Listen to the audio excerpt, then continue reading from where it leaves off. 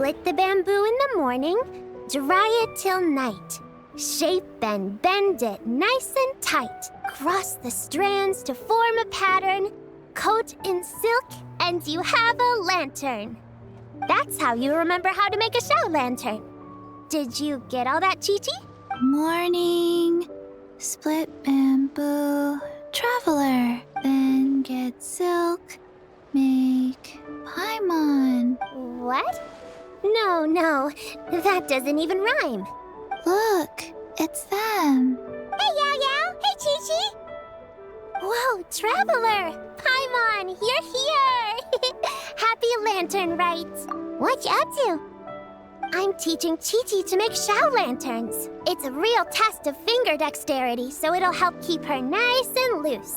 Yes, I do finger exercises to be a nimble zombie. Wanna try too, you two? Oh, okay. Well, we need a whole bunch this year so it doesn't get too dark at night. Too dark? What does that mean? Dr. Baiju has patients who got hurt walking at night. The moon disappeared, so it was too dark to see. The moon disappeared? Like, behind the clouds? It was Jeonju, the moon devourer. Changshan told me about it, but now I forgot. It's an old myth from Chenyu Vale about a giant toad in the sky that eats the moon. What? The moon gets eaten? It's just a story. It's not like there's actually a giant toad in the sky. I asked Master about it, and she said myths are just insights into how the people of the past understood the world. Well, I didn't see it that night. But I've checked several nights since, and it's been there same as ever. According to Chi-Chi, though, the Ministry of Civil Affairs sent someone to do some kind of serious investigation. So, I don't know. Maybe something did happen. Ministry of Civil Affairs? This is starting to sound bad. It's okay. You can fly. Even if it's too dark, you won't fall and get hurt. Yeah, exactly. So turn that frown upside down, Paimon. Or someday you'll get a whole bunch of wrinkles and wake up looking like an old granny. What? Okay. No more frowning. But the Traveler can't fly. He could still fall and hurt himself, right? Don't worry. That's what the Shell Lanterns are for. As long as we make enough, Liyue Harbor will never go dark. Yeah, and there's the giant lantern too. Oh, right. I almost forgot. Look, this year's Grand Lantern commemorates the Adeptus who guards the moon. With her watching over it, the moon will be safe for sure. A white horse? Wait, so that's the White Horse Adeptus? Yeah. Legend has it she used to live on the moon.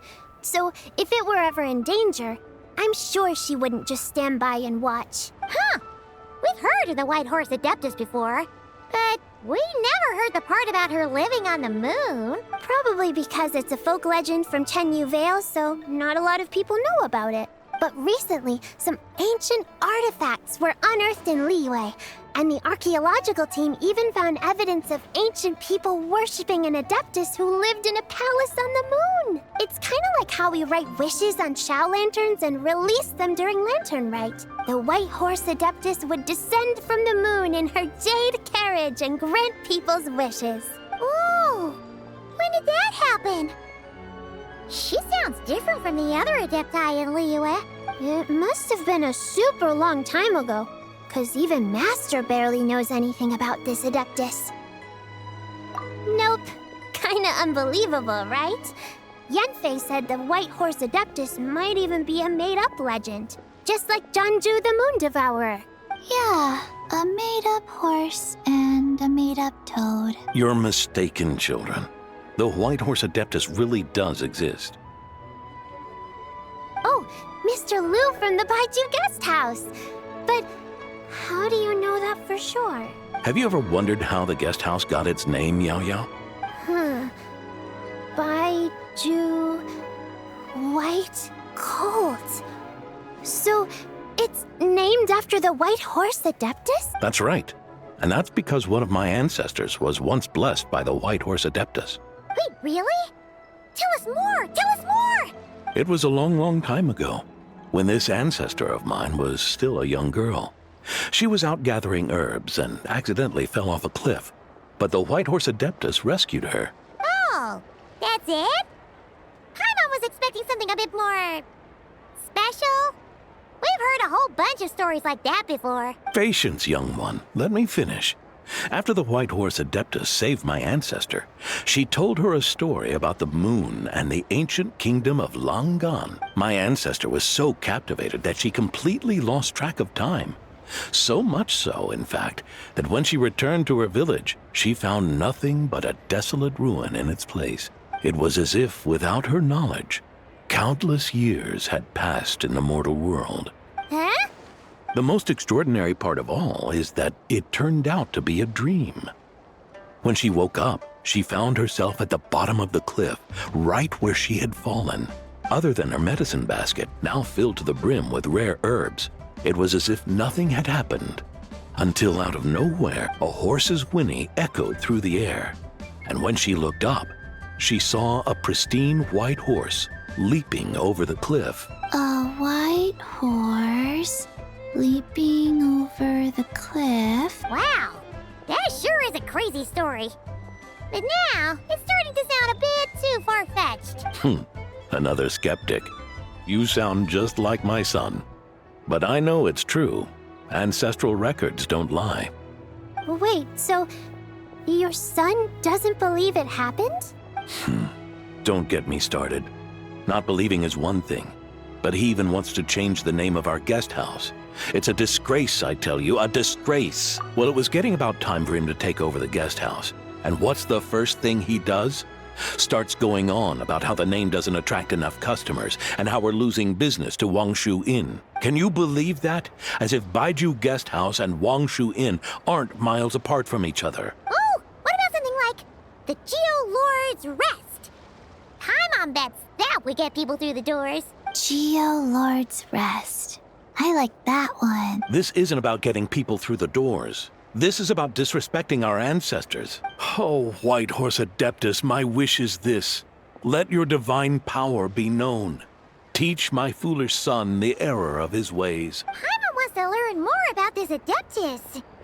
Hey, maybe we should ask Zhang Li. Good idea. Mr. Zhang Li is super knowledgeable. He can answer questions even Master has no clue about. Yeah, we just saw him having tea at third round knockout. All right. Then that's our next stop. Chi-Chi and I are gonna keep making Shao lanterns. Careful on the road. Goodbye, Paimon. Goodbye, traveler.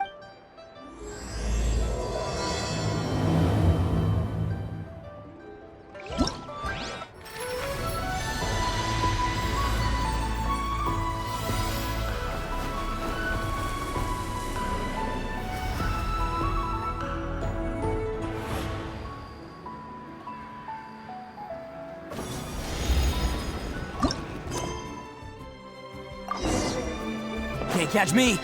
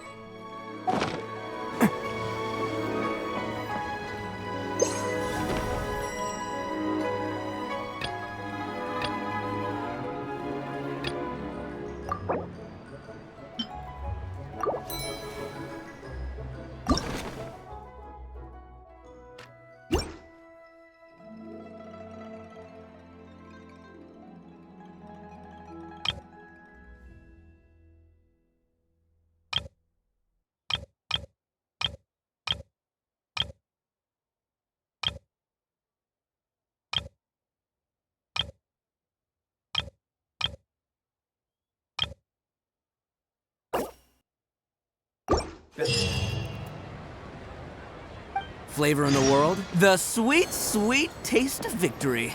And that's why I've never spent a single more on any of my snacks. I've won them all fair and square. That's right.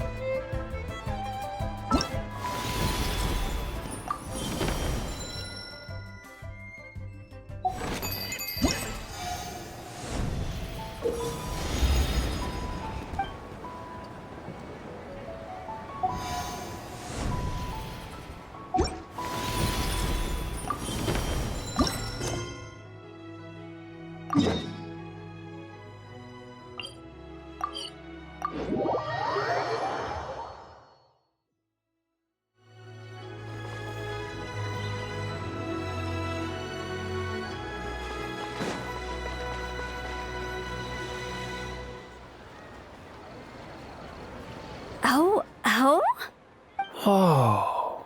Curious. Impressive, right? What's with all the commotion over here? Oh, Traveler and Paimon! Perfect timing! I have something amazing to show you! What is it? Huh? What the? Heart of the Moon is blacked out! Was it really eaten by a giant toad? Huh. I didn't expect you to know the story of Jonju the Moon Devourer, Paimon. Don't underestimate Paimon. She learned a whole bunch of things in Sumeru. But Jonju the Moon Devourer is a Liyue legend. Well, knowledge knows no borders, so there. You're right about that, Paimon. But this dark circle doesn't look anything like a toad to me. A toad's egg, maybe? But that's about it. Oh, wait, Traveler! You've been in Nodcry, right? The people there worship the moon goddess. So you should know what's going on here. Really? Not even in a place where people worship the moon? Oh yeah! Master told me that the tale of Jianzhu, the Moon Devourer, was how ancient people explained a certain celestial phenomenon. But what is it exactly? Some kind of omen of disaster? How so? Oh, but in this picture, the moon is being covered from the center. So this can't be a normal eclipse. Then it's still an omen of some impending calamity? We never said that! Ugh, some crazy customer left it at the restaurant. Just thinking about it gives me the chills. Attention, everyone! As the auspicious festival season approaches, I have an announcement to make. I, Lu Xiong, am on the verge of becoming one of the most renowned archaeologists in all of Liyue Harbor. No, scratch that, in all of Teyvat. Even though I never trained at a prestigious academy, I've still managed to dig up tons of treasures. And I understand practically a whole dictionary's worth of big words, too. Like my pops always says, no pain, no gain. And I haven't had it easy, that's for sure. So, it's definitely my turn to make a name for myself. What's the deal with her? No idea. Maybe she ate a bad batch of perch stew? What? You don't believe me? I'm telling you, I dug up treasures from the ancient nation of Longan. I even got a picture of Jeonju devouring the moon. Long gone? Jeonju? What is she even talking about? Sounds like she's a few perches short of a stew, if you know what I mean. So what if blackback perch stew is my favorite? Stop talking about me like I'm not here. Whoa! What are you doing? You're just a stupid, ignorant man, and I'm gonna kill you. Young lady, you need to calm down. What? So you're looking down on me now too? How about I take you both out then? How does that sound? This is a place for dining. If you wish to take me out, you'll have to do it elsewhere. Don't act like you're better than me. Do you know who I am? I'm about to be the most famous archaeologist in all of Liyue.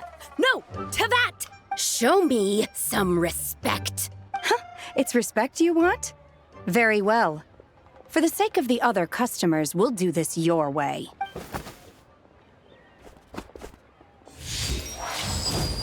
What? So Shen has started the fight? She had no choice. The woman pulled a shovel out of nowhere and started going crazy, flipping tables left and right. She even injured 2 other customers. Shenna did what she had to do to restrain her, then took her to the Ministry of Civil Affairs. Thank goodness Aunt Shenhe was there. Or who knows what might have happened. Yeah. I started cleaning up after all the commotion, and that's when I found this photo. I thought it might be the one she dropped, so I rushed over to show someone. She said she took a photo of Jeonju the Moon Devourer. This must be it. Can we really trust what she said, though? Clearly, something is going on with her. Paimon's got a point. It sounds like she wasn't acting right at all. How do we know she wasn't possessed by some kind of evil spirit? Aunt Shenhe would have noticed if she was possessed. All right. But what about the part about Long Gone and the treasure she found? What about it?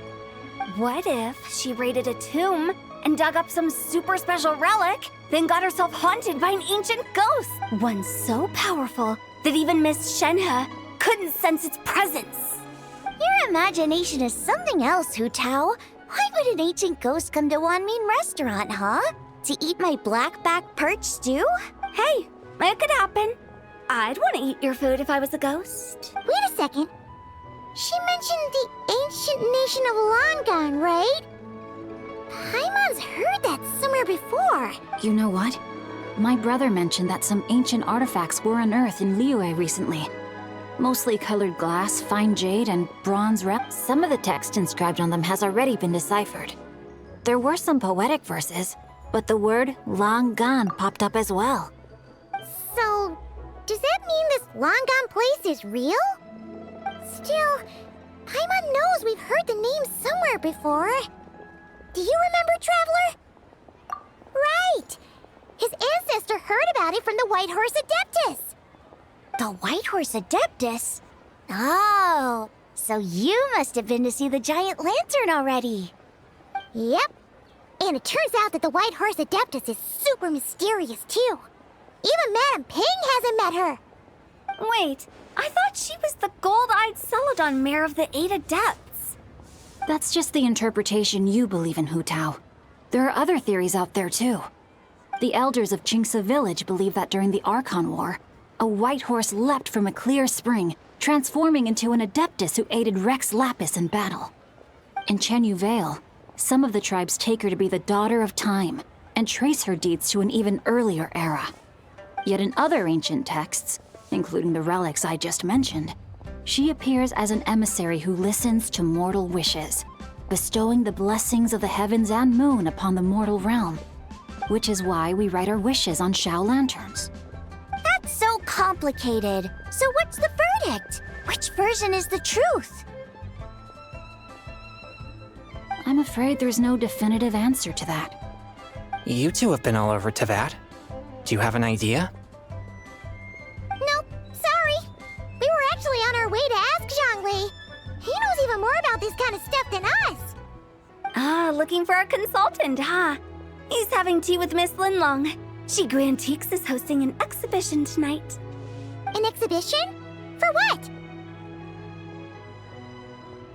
All those antiques Sing Show just mentioned.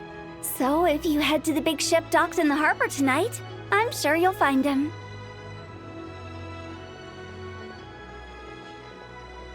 So, where to next? How about we go to the Ministry of Civil Affairs to ask about the White Horse Adeptus? We might be able to find out more about the recent moon situation, too. If you're heading to the Ministry of Civil Affairs, could you give them this picture for me? Since it belongs to that customer, she deserves to get it back at least. It might even help the Ministry with their investigation.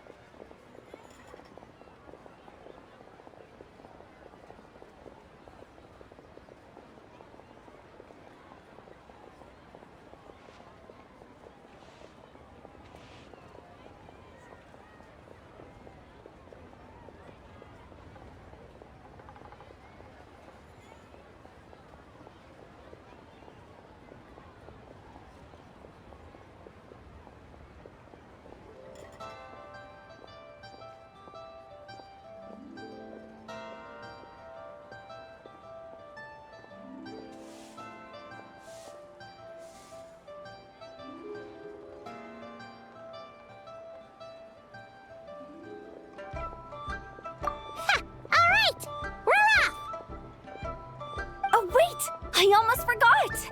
Happy Lantern Rite! Come have a meal with us when you're free. We'll be there, or we'll be...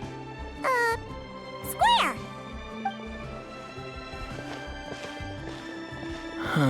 Thinking about it now, could it be possible that photograph was a fake?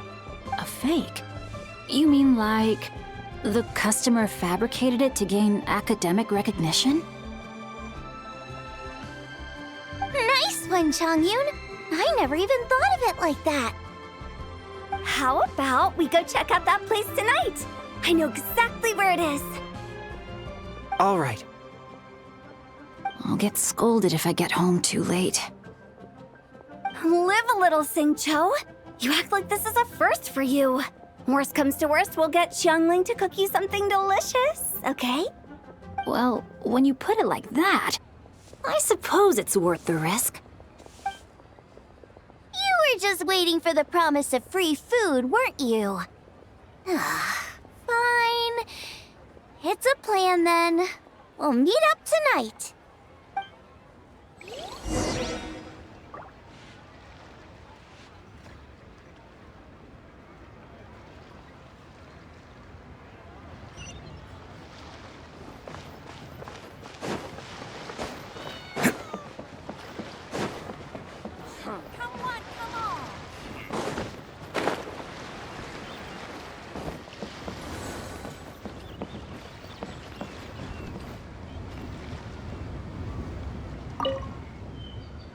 Traveler, what a pleasant surprise. Happy Lantern Rite. Ah, I did ask Miss Pingxi to help arrange a commemorative photo shoot. You must be the photographer she had in mind then. Wonderful. Looks like I'll be bringing back some lovely photos from this year's Lantern Rite. All right then, Master Photographer. What kind of pose do you think would be the most photogenic?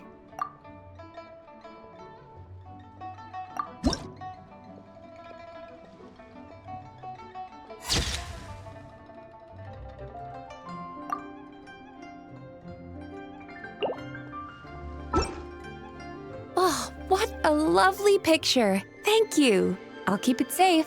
I think I'll have it framed and put in the shop. And to you. Nobody in Liyue Harbor is sleeping a wink tonight, are they?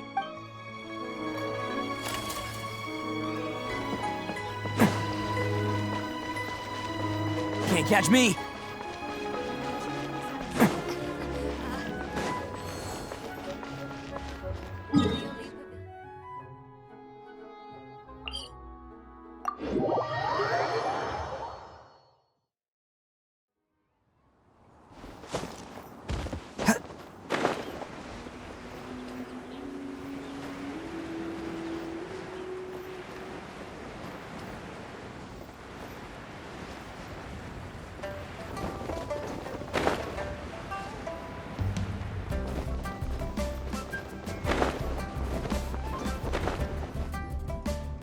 Your grandfather is of the same opinion, Miss Lanyan? Yes. On Lantern Rite, the moon shall go dark. That's what the signs are indicating. Celestial observation isn't Grandpa's strong suit. But he discussed it with several other elders from our clan, and their conclusion was the same. It's consistent with the information we've received from other sources as well. You mean the whole thing? About the legend of Jeonju the Moon Devourer? Happening in real life? Yes, that's one of them. So it's true. I thought it was just a rumor. It's true. But right now, the bigger issue is that all our sources indicate the phenomenon's gonna happen again. I'm not sure this bodes well. Let's remain optimistic for now. We're making progress interpreting the artifacts, and Ganyu is consulting with the Adepti as we speak. Besides, apart from the incident at Wanmin Restaurant, there haven't been any other moon-related disturbances. Ningguang, Keqing, and Lanyan! You're all here! Oh, Traveler! And Paimon! It's been a while. Happy Lantern Rite. Yes, happy Lantern Rite. What brings you here, though? I thought you'd be in the harbor enjoying the Shao Lantern. You're certainly not the type to visit Yujing Terrace for no reason. Is there something I can help you with? What? We're not allowed to just drop in on our friends during the festive season? I was only teasing. You're welcome to visit us anytime you wish. Happy Lantern Rite. Oh, and about all the moon business you were just talking about? Whoa! Something really did take a chunk out of the moon. Someone managed to capture a picture of it. Is this Jeonju, the Moon Devourer, then? Even though we confirmed this event took place, I still can't quite believe what I'm seeing. Where did you get this picture? From Xiangling! She found it when she was cleaning up after that customer caused a scene. She thinks they must have dropped it. Wait, is this Chawang Terrace? No, it's just where I'm from. It said that Chawang Terrace was where the ancient people of Chenyu Vale communicated with the heavens. And in this picture, the moon happens to be right above Chawang Terrace. I was just surprised, that's all. It's probably just a coincidence. That's interesting because the ancient people of Chenyu Vale migrated there from the chasm area. The chasm? So, that place is involved too? According to our investigation, that customer you just mentioned, Lu Xiangxiang, her father and grandfather are merchants in Liyue Harbor, and her mother and grandmother grow tea in Chaoying Village. A few days ago, she left her home in Chaoying Village to join a civilian archaeological team funded by Hoishan Hall, and ended up excavating some artifacts in the chasm area. These artifacts were then entrusted to Shigu Antiques and are set to be featured in an upcoming exhibition. Then, of course, the incident at Wanmin Restaurant occurred. We suspect something happened during the excavation that left her with quite the shock. And now, it seems like she also went to Chawang Terrace and took that picture of the moon disappearing. The chasm? Chawang Terrace? Things are getting pretty complicated. She's not in a good mental state, so we took her to Boo Boo Pharmacy to get some help. Why don't you come with me to check up on her? At this point, you seem invested in this case too. Then let's head there now.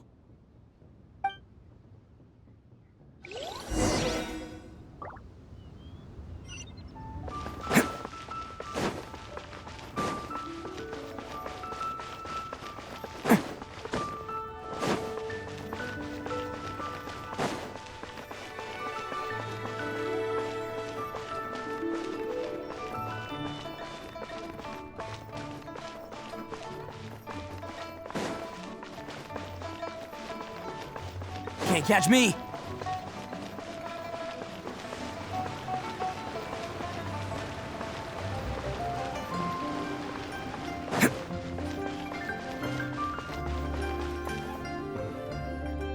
Ah, Lady Yuheng.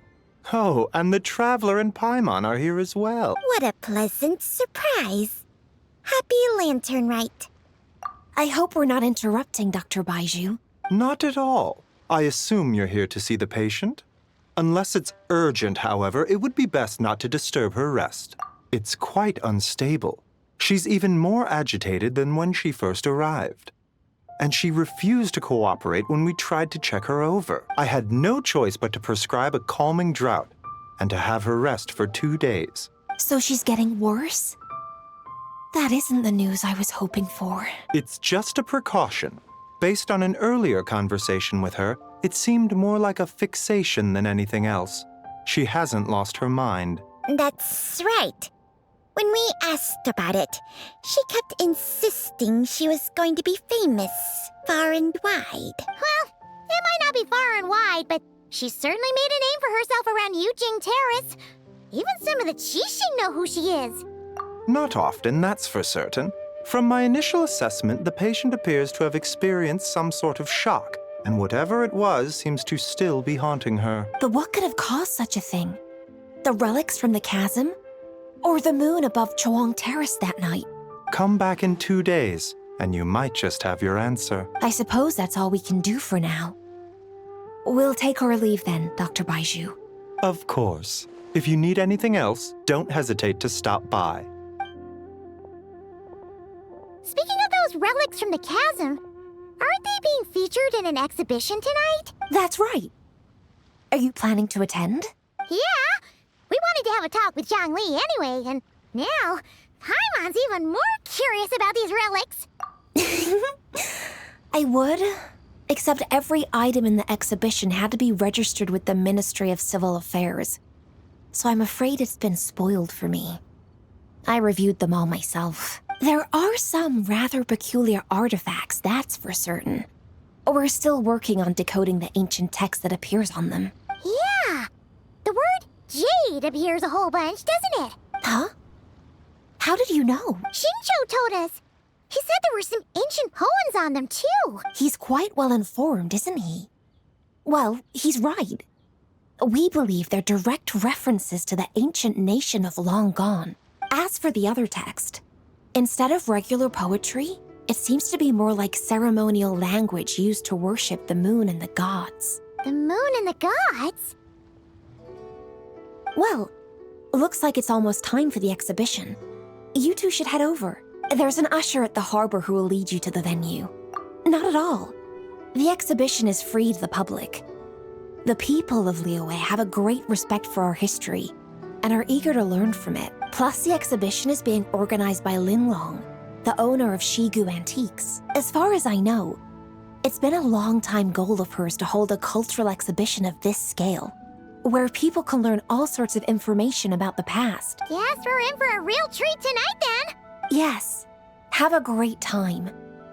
There's still more artifact decoding work I need to finish, so we'll have to part ways here. After seeing the picture you brought, there's a few ideas I'd like to follow up on.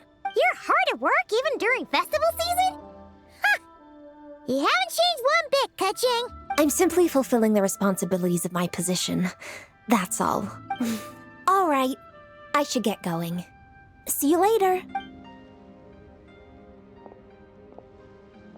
Well, guess we should head over to the harbor and find that usher.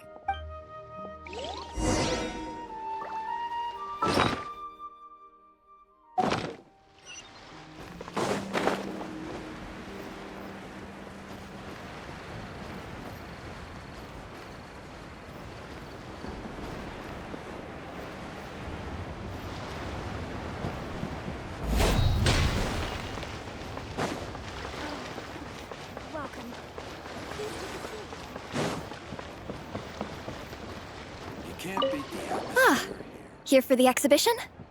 I can take you aboard. After you.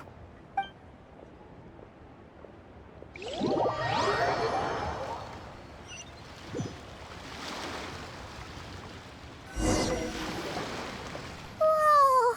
Look at all the antiques on this ship! It's almost too much to take in! Greetings. I trust you've been well since last we met? Aha! Speak of the devil! You're right where Hu Tao said you'd be! Ah, so Director Hu gave me away, did she? Don't act like you're up to some super secret business. We know you just do whatever you feel like. Yo, Traveler, Paimon, what's up? It's been a while, you two. Happy Lantern Rite. Beidou! Yunshin! It's great to see you! You're here for the exhibition too? Yes. When I heard these artifacts were from ancient times, I just knew I had to come learn more about them. I mean, what a discovery, right? Yeah, Ningguang pretty much said the same thing. She thought coming here might help culture me up or something. But as you know, I'm more of a fists and punches type of person. I doubt one exhibition is gonna change that. You're too modest, Captain. You're the leader of the Crux fleet. That takes far more skill than just fists and punches. Plus, at the end of the day, you still decided to come, even though you didn't have to listen to Ningguang. Well, she's the Tianquan. If she can't even get an average ship captain like me to do her bidding, how's that gonna look? You sure know how to think from her perspective, huh? I guess I do. Anyway, how's everyone enjoying the exhibition? I heard that if you see something you like, you can negotiate the price with the owner and take it home. Wait, so we can buy this stuff? Indeed. Although Shigu Antiques is hosting this exhibition, many of the items come from private collectors. As long as both parties reach an agreement, you can make an offer of mora or an equivalent trade. Well, shall we continue our conversation as we look around? Let's go! Paimon's super curious about all this stuff.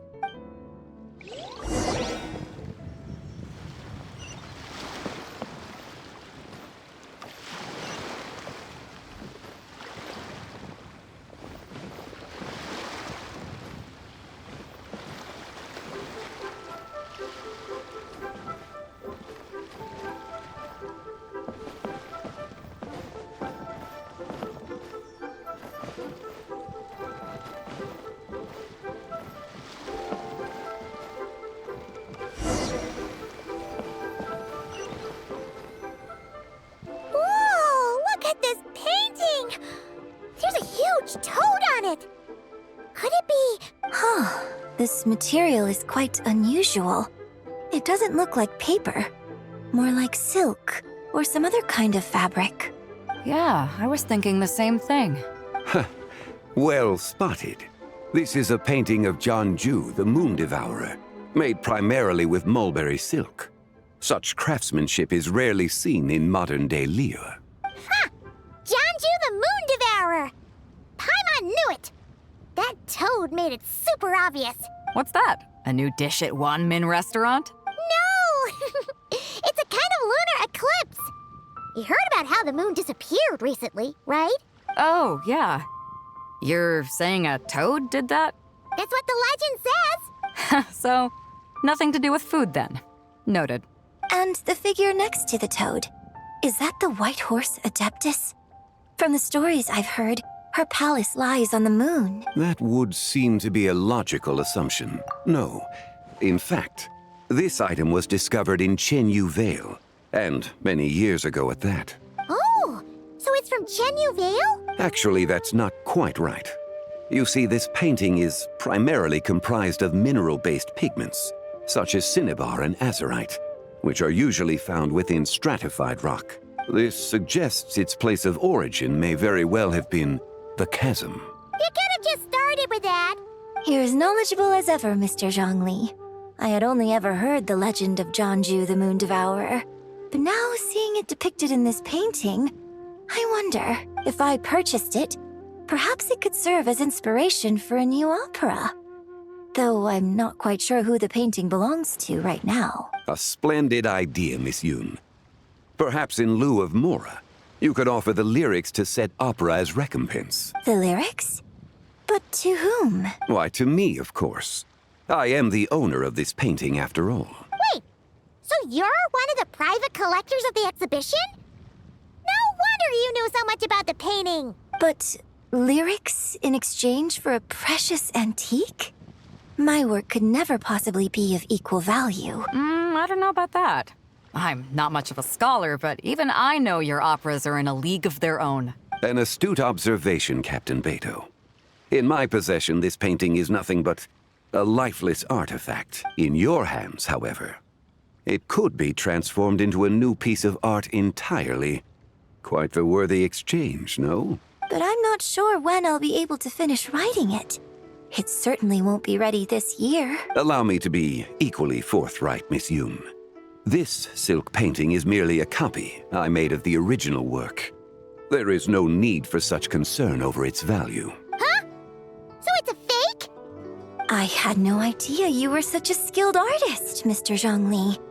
I pride myself on having some knowledge of antiques, but I didn't notice anything that would point to it being a replica.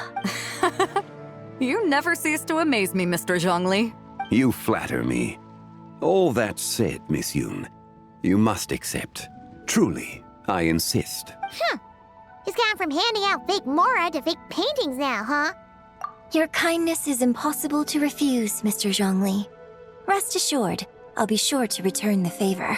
I shall look forward to it. Man, that was quite the find. I should buy something too, if only so I can show it off to Ningguang. Let's keep going and see what we can find.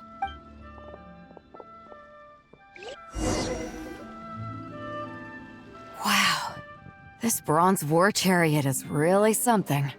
It must have quite the story behind it. I've never seen anything like it before. Do you know what this is, Zhongli? Ah. I heard from Miss Linlong that a carriage made of Celadon jade was unearthed in the chasm. A copper canopy. A body adorned with flowing clouds and geometric patterns. Yes, this must be the one. A precious piece indeed. This thing's gotta be thousands of years old, right? Crazy to think people back then were capable of such intricate metalwork. Too often, we view the past and future through the lens of the present. Objects that fascinated us as children seem crude later in life.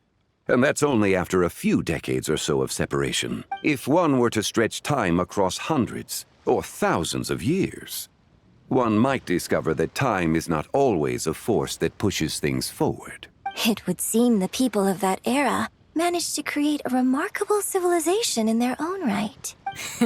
Makes me want to get my hands on this even more. Ningguang's gonna be so jealous, don't you think? Has this war chariot caught your eye, Captain Beidou? Oh, you must be Linlong from Shigu Antiques. Nice to meet you. This exhibition has been amazing so far. Well, that's all thanks to supportive patrons like you and Mr. Zhongli, of course. As for this war chariot, it was discovered by an archaeological team sponsored by Hoishan Hall. The price comes in at 90 million Mora. How much? 90 million? Woo, looks like my eyes were a bit too big for my wallet. Quite a bargain.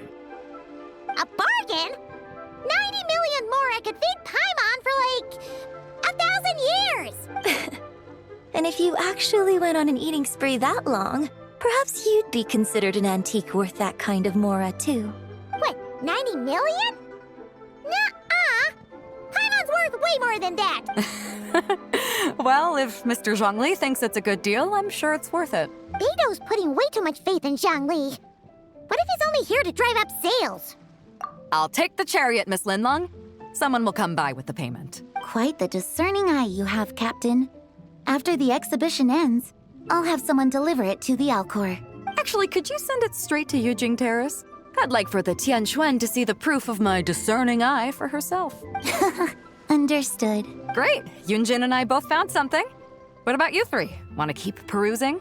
And don't worry about the Mora. It's all on me.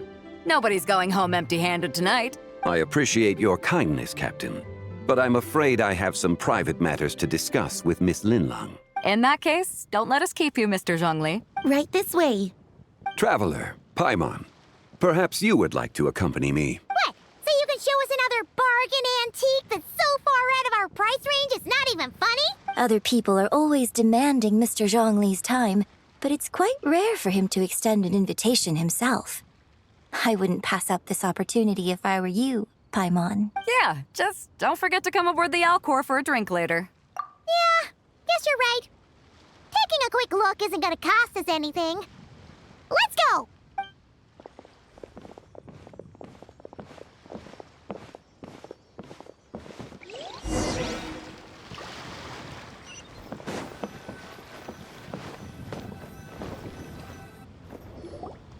These are all the jade pieces that were found, Mr. Zhongli. Wow! So many styles! What kind are these? These are a type of ceremonial jade. You're familiar with Chen Yu Vale's rain jade, right, yes? Oh, yeah! use in the Rain Jade ceremony? Well, you may not know, Paimon, but before the Rain Jade rite came into practice, Chenyu Vale was known for a different ceremonial tradition that also involved jade. The Bi is used to honor heaven, the Tsong to honor earth, the Gui to honor the east, the Jiang to honor the south, the Hu to honor the west, and the Huang to honor the north. These form the 6 ritual jades. It's unfortunate, however, that Miss Linlong's set is missing both the Gui and Hu pieces. Oh, I know. These jade artifacts are from such an ancient time. It's proved difficult to track them down, even for our establishment. No matter. You happen to have precisely the piece I was looking for. Huh? This broken jade token? I didn't expect this to catch your eye, Mr. Zhongli. It isn't one of the 6 ritual jades. An affect belonging to an old acquaintance of mine. An old acquaintance? One of your collector friends, Mr. Zhongli? You could say that. Traveler, take a closer look.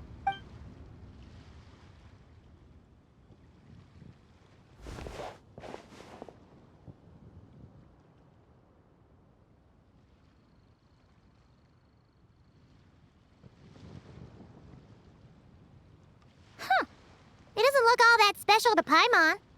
Just seems like a broken artifact. Indeed. It's been thousands of years since the moon has appeared in such a form. So, in the past, the moon wasn't always full. Then, could this missing chunk be from when Jeonju devoured part of the moon? It's worth looking into. Your insight is invaluable, Mr. Zhongli. I had no idea how special this piece was. Since it has caught your interest, allow Shigu Antiques to cover the cost. Oh, that is far too generous, Miss Linlang. Not at all. I've always wanted to give people a chance to appreciate these snapshots of history. So holding an exhibition like this has been a lifetime wish of mine. And it never would have been possible without your help, Mr. Zhongli. I merely put in a good word with a few acquaintances of mine. And it had a profound impact. Without your recommendation, I doubt half of these collectors would have come to the exhibition.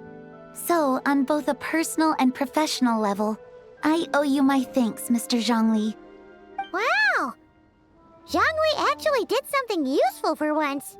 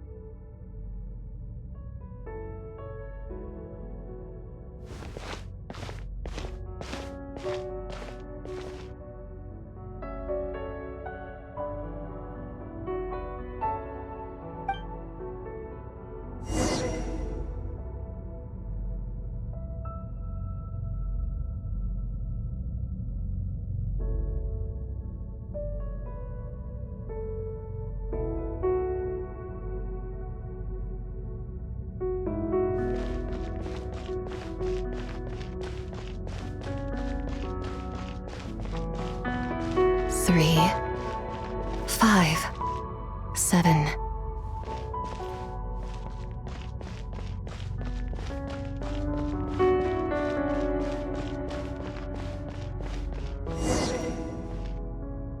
"11, 13, 17, 19, 23, 29.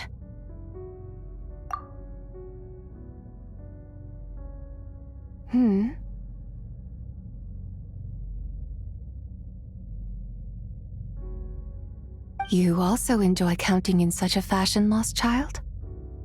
The same loneliness as them. It seems to exist in your heart as well. Me? I'm sorry, I don't remember.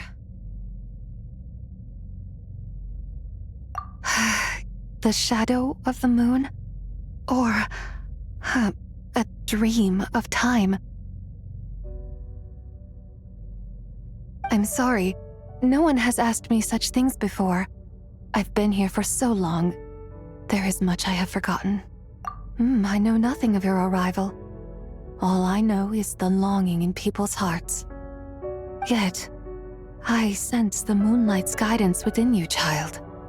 Perhaps that is what brought you here. You seem confused. Perhaps I can help in some way. The path home is... that direction. I believe someone told me that before. But I was never able to reach the end. You should take a look. No need. It would seem... my time has already run out. Farewell. May the moonlight ever shine upon you.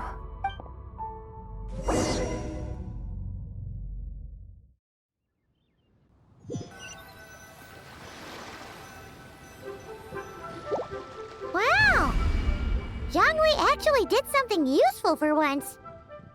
Your complexion looks rather ashen, Traveler. Are you feeling all right? Yeah, what's wrong? Does your stomach hurt?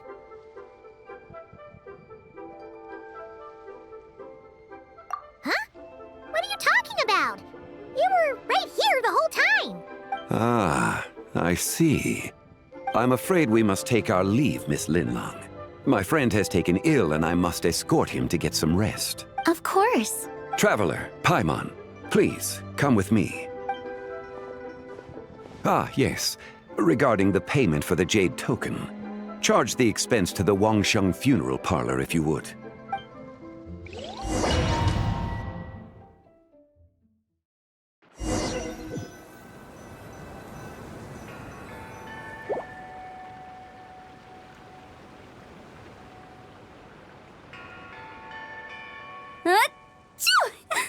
Guess someone's thinking of me. Huh, but this late at night? Must be that consultant of yours. I bet he's out there spending all year more at the exhibition. Yeah, he'd be the perfect employee if he just knew how to rein in the spending. But never mind him. Let's focus on the moon. We gotta see if it gets eaten tonight. I don't think it's going to happen. We've been out here all night and the moon's the same as ever. It is quite late, and Chongyun's getting tired. How about we head back? We can come back another time. Head back? Already? Actually, I do have a new dish I'm testing out tomorrow. And as part of my New Year's resolution, I'm trying not to oversleep. All right. Guess it just wasn't meant to be. Let's go.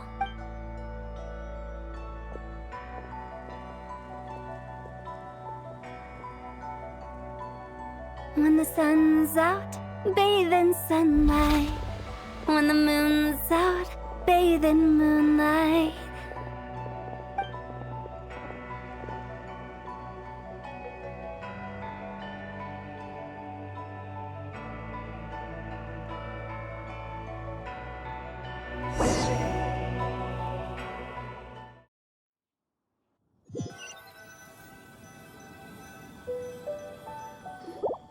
Wait, aren't we going to rest? Why did you bring us here? Because I imagine the Traveler would like to know what just happened to him. Oh, right. Paimon's confused, though. She could have sworn you were there the whole time.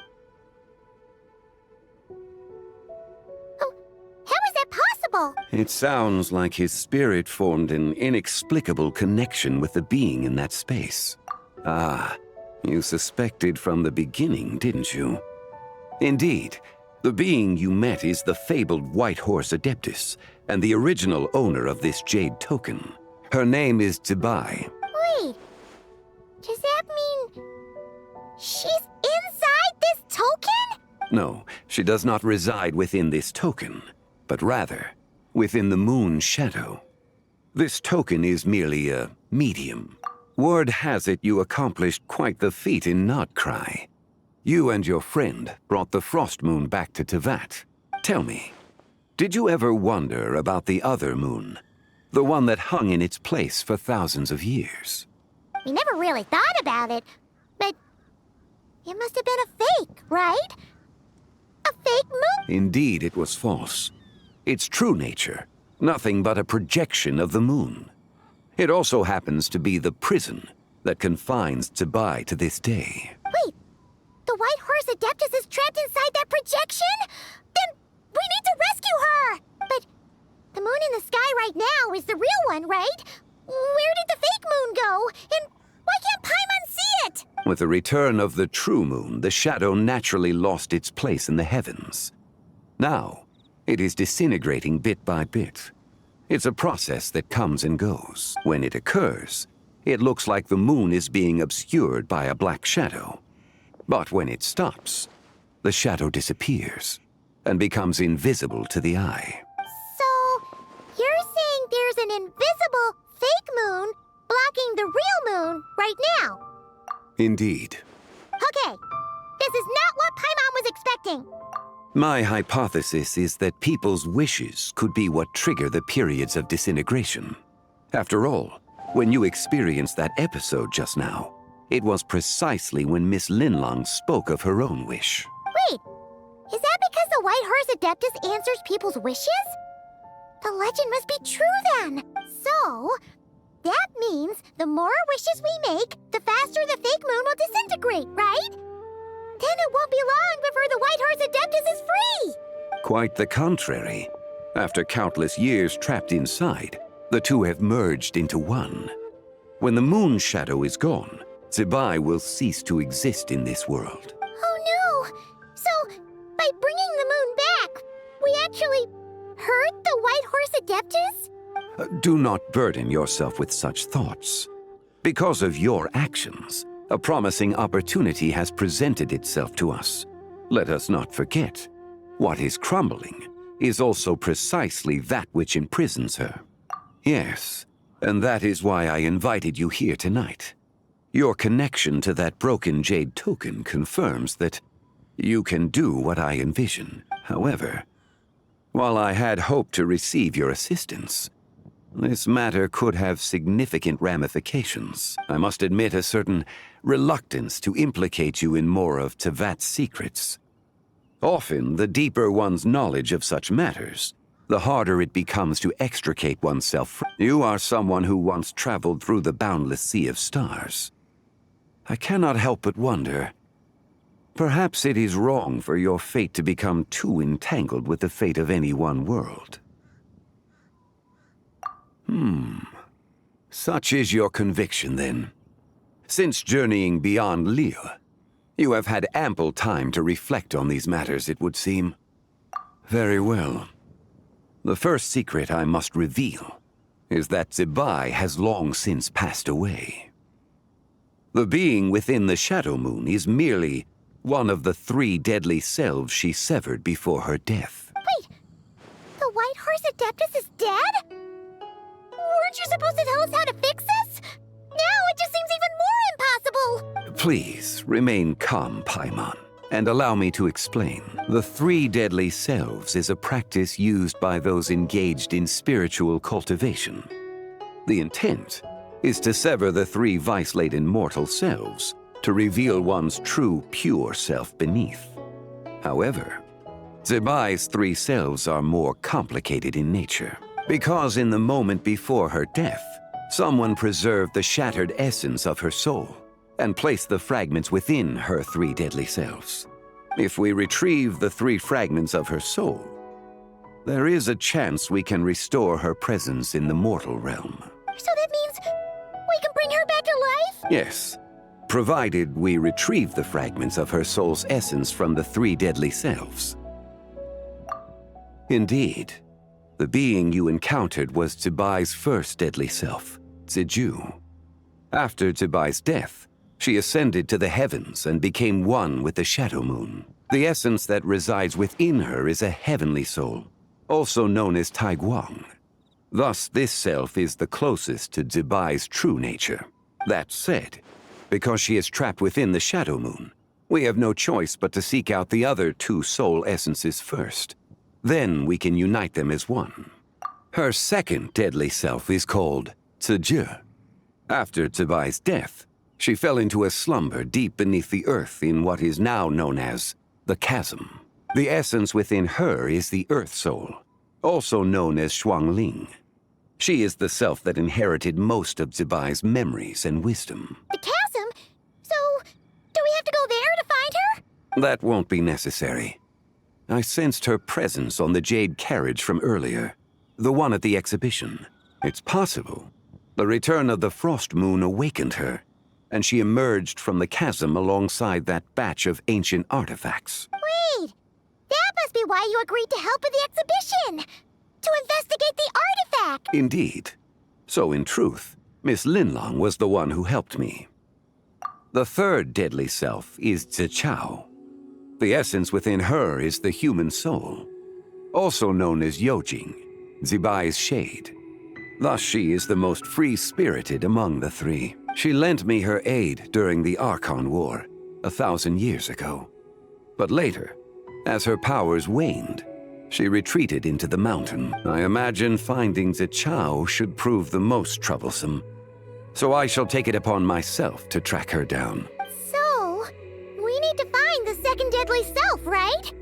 But where do we even start? Locating her should not prove difficult. In life, Zibai was fond of mortals, and as the self who inherited most of her memories and wisdom, Ziju should be the same. It's possible she has possessed someone, and is meandering the bustling streets of Liyue Harbor as we speak. Possess someone? Wait! Are you thinking what Paimon's thinking, Traveler? What if she raided a tomb and dug up some super special relic, then got herself haunted by an ancient ghost? Exactly! Lu Xiangxiang! It seems you have a lead in mind already. She'd still be at Boo Boo Pharmacy. She was super agitated when she first got there, so Baishu gave her some calming medicine and told us to come back in 2 days. Do you think it could be her, Zhengli? It's quite possible. The deadly selves are impure beings that can easily influence mortal minds. A sound plan. Well, I should get started on my own investigation then. But you're leaving already? I must. Zichao went into hiding after the Archon War. If I am to have any success tracking her down, and there's no guarantee, I should start sooner rather than later. But there's still so much you haven't told us! Like, who the White Horse Adeptus actually is, and how she died in the first place! Not to mention who it was that preserved the fragments of her soul. Should our endeavor prove successful, then naturally those answers will follow. If not, speaking of them would be rather meaningless. It would seem that this is a question you are unwilling to set aside. Very well. I shall tell you. It was the Avatar of Time. Ah, so you know of her existence. The ruler of time saved her soul. Indeed. Preserving what remained of Zibai's soul in the moment before her death. Only the power of time could be capable of such a thing. However, there is no telling what effect it has had on the three deadly selves. In other words, you must exercise caution when seeking out Ziji. On the night of Lantern Rite, countless Shao lanterns and the wishes written upon them will be released into the sky. I estimate that this event will trigger the Shadow Moon's collapse. When that happens, the cage that confines the first deadly self will open. That is our moment to act, but also the moment where all could be lost. For if we fail to retrieve the other two soul fragments in time, Zibai's resurrection is hopeless. As I mentioned before, the answers to your remaining questions should come in time, providing our efforts bear fruit. Let us hope that all proceeds smoothly in the days to come.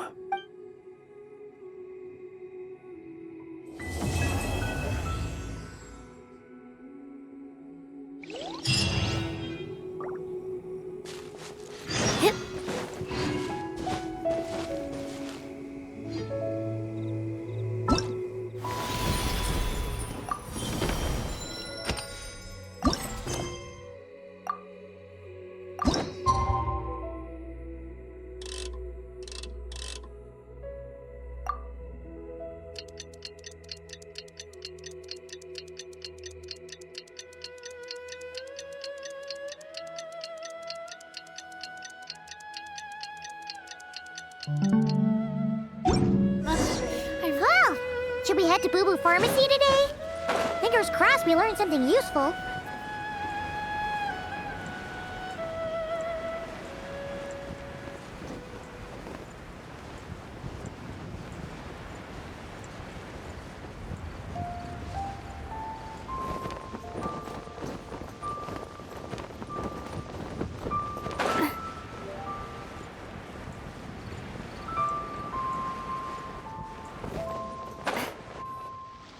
So let me get this straight. The patient disappeared right as you were delivering the medicine. I know it's hard to believe, but that's exactly what happened. It's true. 1 minute she was there, and the next she was nowhere to be seen. Hey, it's Yelan! Fancy seeing you here! Oh, is this a bad time? Not at all. Just a small roadblock in the case I'm working. Ningguang asked me to investigate a patient named Lu Shangshang. If you're here to find her too, then you're out of luck, I'm afraid. She went missing this morning. What? According to Dr. Baiju, the patient vanished right under his nose. But it just seems like that should be impossible. There 1 second and gone the next? Pretty sure Xiao can do something like that. Then you're suggesting this Lu Shangshang is the vigilant Yaksha in disguise? Or some other adeptus? Guess not. But this is so weird. How can a living person just vanish into thin air? Unless... Linny decided to take his act to Liyue? Who is this Linny you speak of? He's... Oh, never mind. Paimon's just grasping at straws.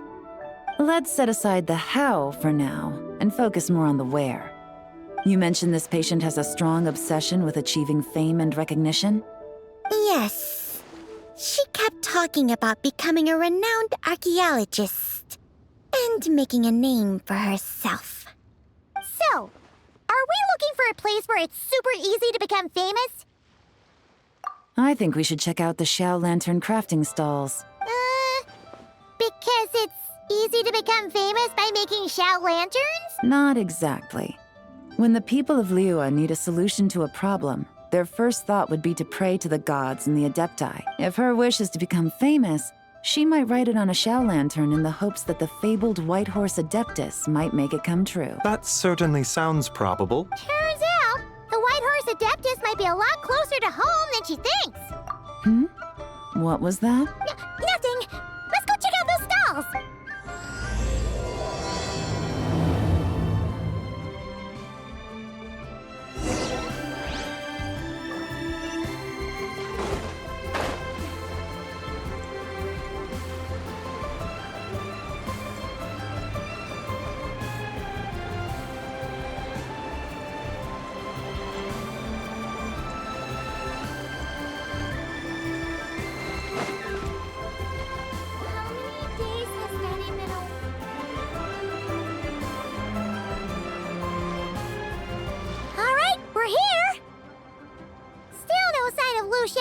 Though. As long as you're patient enough, Paimon, you'll find that hunting down people is no different from hunting boars. We need to blend into the environment, or we risk alerting the target. So as far as everyone here is concerned, we're just ordinary tourists. Oh, okay. If we need to blend in, then let's make some Xiao lanterns and write our wishes down, like everyone else. What's your New Year's wish, Yelan? I haven't given it much thought. Oh, and it can't be work-related. You gotta take a break once in a while, right? You're always staking out this suspect, tailing that criminal, hunting down this gang or that, which is super amazing and all, but it's gotta be exhausting. Really getting into this, huh? You said to blend in, right?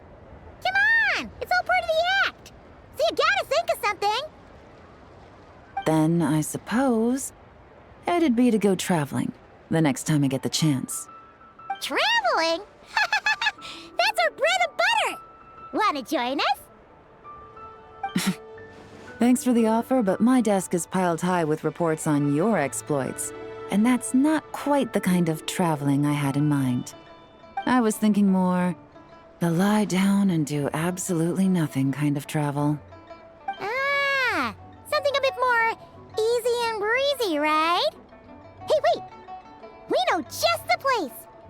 The Easy Breeze Holiday Resort in Netland. It's super relaxing and full of fun activities. You've got the beautiful ocean and tons of cute little creatures called Asha. Seriously, you gotta go! I suppose I'll have to check it out. Hey guys, happy Lantern Night! What a coincidence! You here to make shell lanterns too? Well, it's that time of year, am I right? Thought I'd join in on the fun. You can't have Lantern Night without making one of these. What you gonna wish for? Oh, man, it's kind of embarrassing, but whatever. The truth is, the mighty mythical beasts are seriously struggling with recruitment. So I'm hoping to find a few apprentices and teach them the art of wushu dancing. Awesome! Shifu Gaming, here we come! Whoa there, Paimon. One step at a time. I actually need to find people first. Yeah, but Paimon bets people will jump at the chance to learn from you! Well, I wouldn't be so sure. Wushu dancing is super physical and takes a lot of hard work to master, so it's not easy to find people. At this point, if the Adepti can't help me, no one can. I'll do it! Huh? You just said you wanted an apprentice, right? Well, I'm offering. What do you think? Whoa, the White Horse Adeptus works faster than I thought. Traveler, it's her. Lu Shangshang. Our target! Hey, didn't you hear me? I said I wanted to be your apprentice. No need to shout. I heard you the first time. What's your name? Step back a bit, Gaming. This person could be dangerous. What? Hey, what are you trying to do? Do you know who I am? Get back! Lu Shangshang, we have no intention of harming you. We just need to ask you a few questions. Get back, I said! Try to remain calm. If you come any closer, I'll...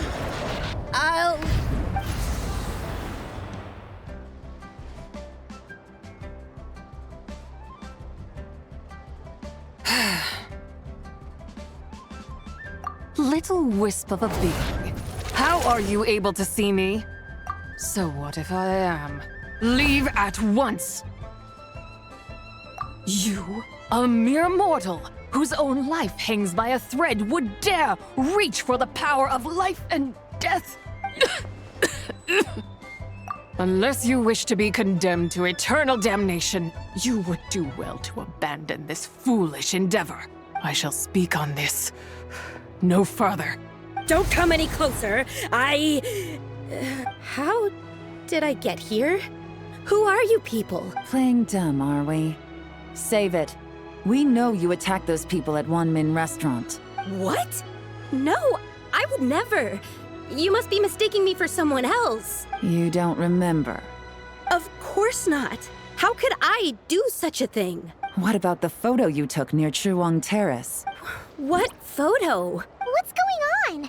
It's like she lost her memory or something. Well, this complicates things. I'll take her back for questioning and let you know what I find. Take her away. But I didn't do anything. I swear. That's weird. She seems so normal now, but she doesn't remember anything. This is just great. An apprentice falls right into my lap and now she's gone! Don't worry, Gaming. This is a special case. Paimon's sure you'll find one soon. Unless you're gonna pony up and offer a real solution, Paimon, I don't want to hear it. Gaming? What's up with... I'm done here. I'm gonna go find an apprentice, and I won't take no for an answer. Gaming, wait! Is it just Paimon, or was Gaming acting super weird just now? What? How do you know? Whoa! So you saw the second deadly self? And you think she moved from Lu Shangxiang to Gaming? Uh-oh. Then we better find him before something bad happens! Let's go!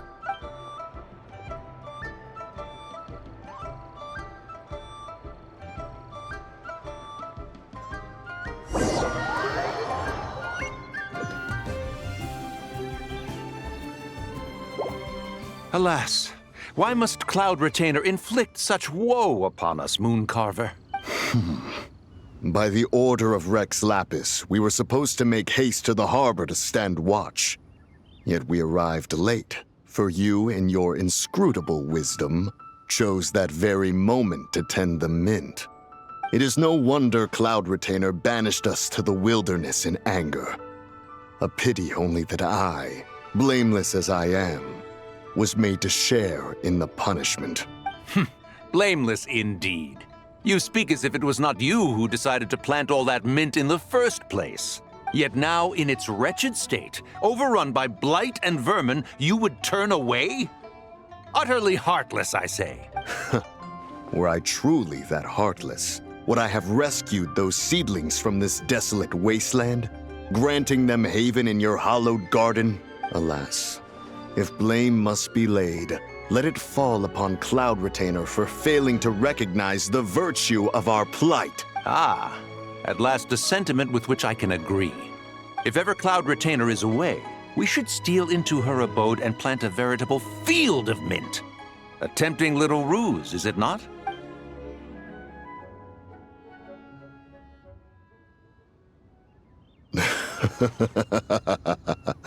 Positively ingenious. Please stop chasing us. Just let us go. Get back here! If you keep running, I'll kill you! Please, we don't know anything about wushu dancing. Just leave us alone. What? You think I'm not good enough to teach you? Just agree to be my apprentices, and then we can talk. That child looks somewhat familiar.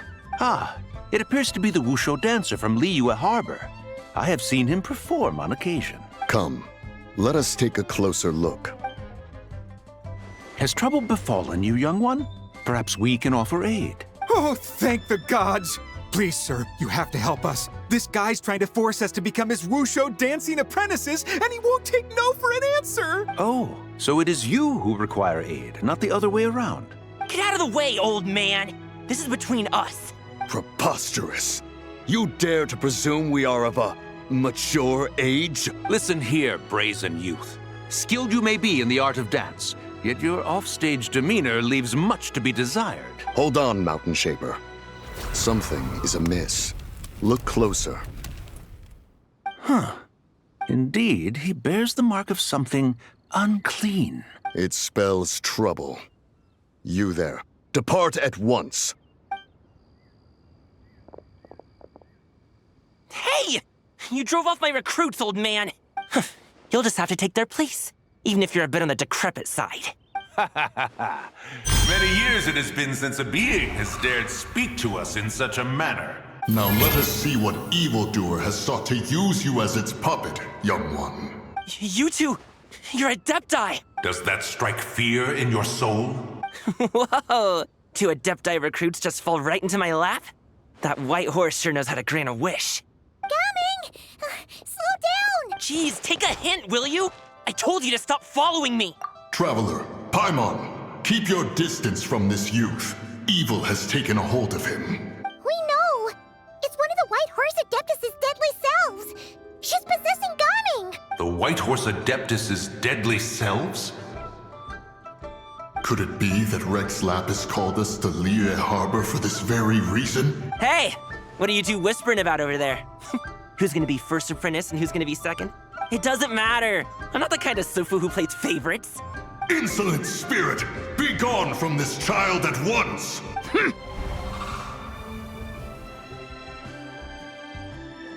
Little mite of a mortal. Getting in my way again, I see. That is no concern of yours. No, only by doing it myself will I find peace. Otherwise, rage will consume me. If I lose control, all will turn to dust. The curse of time. The memories this body holds. Come no closer. This is your final warning. Insolent spirit! Be gone from this child at once! Huh? Traveler and Paimon? And two Adepti? Where are we? Weren't we just making Xiao lanterns in the harbor? Gaming! You're back! Ah! The sun is most scorching. Agitation stirs within me. I require cooling mint to beat this heat. And speaking of, Cloud Retainer has scorned this verdant wonder long enough. It is time for her to feel its wrath. The wrath of mint! Mountain Shaper, where are you going? Oh no! Now Mountain Shaper's acting weird! Oh, you don't think it spread to him, do you? Spread to him? Quickly now, explain to me what has been happening.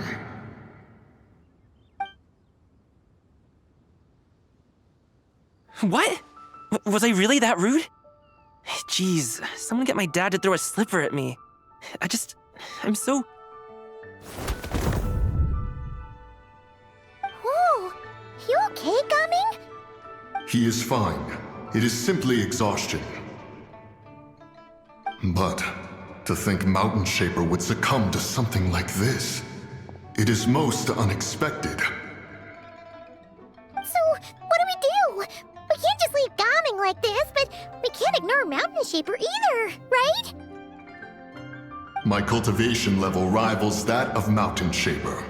Were I to give chase, Zizha would but flee from his form and take refuge in mine.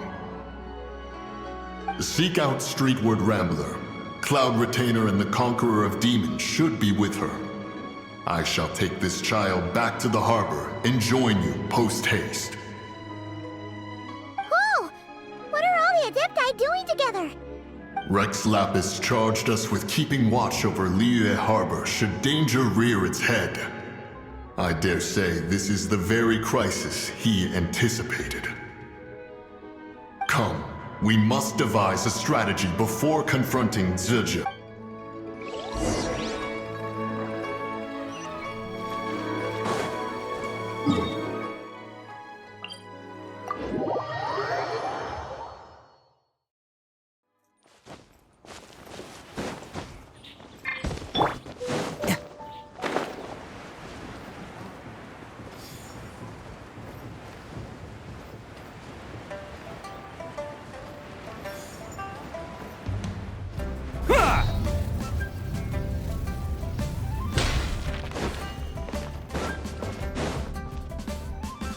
The White Horse Adeptus? You mean the mysterious white mare that aided Rex Lapis during the Archon War? Even if it's not her, there must be some connection. She always avoided us back then, and I never knew. Rex Lapis's recent trip seems to be related to this person as well. Xianyun! Madam Ping! Xiao! Great! You're out here! Ah, Traveler. It has been quite some time.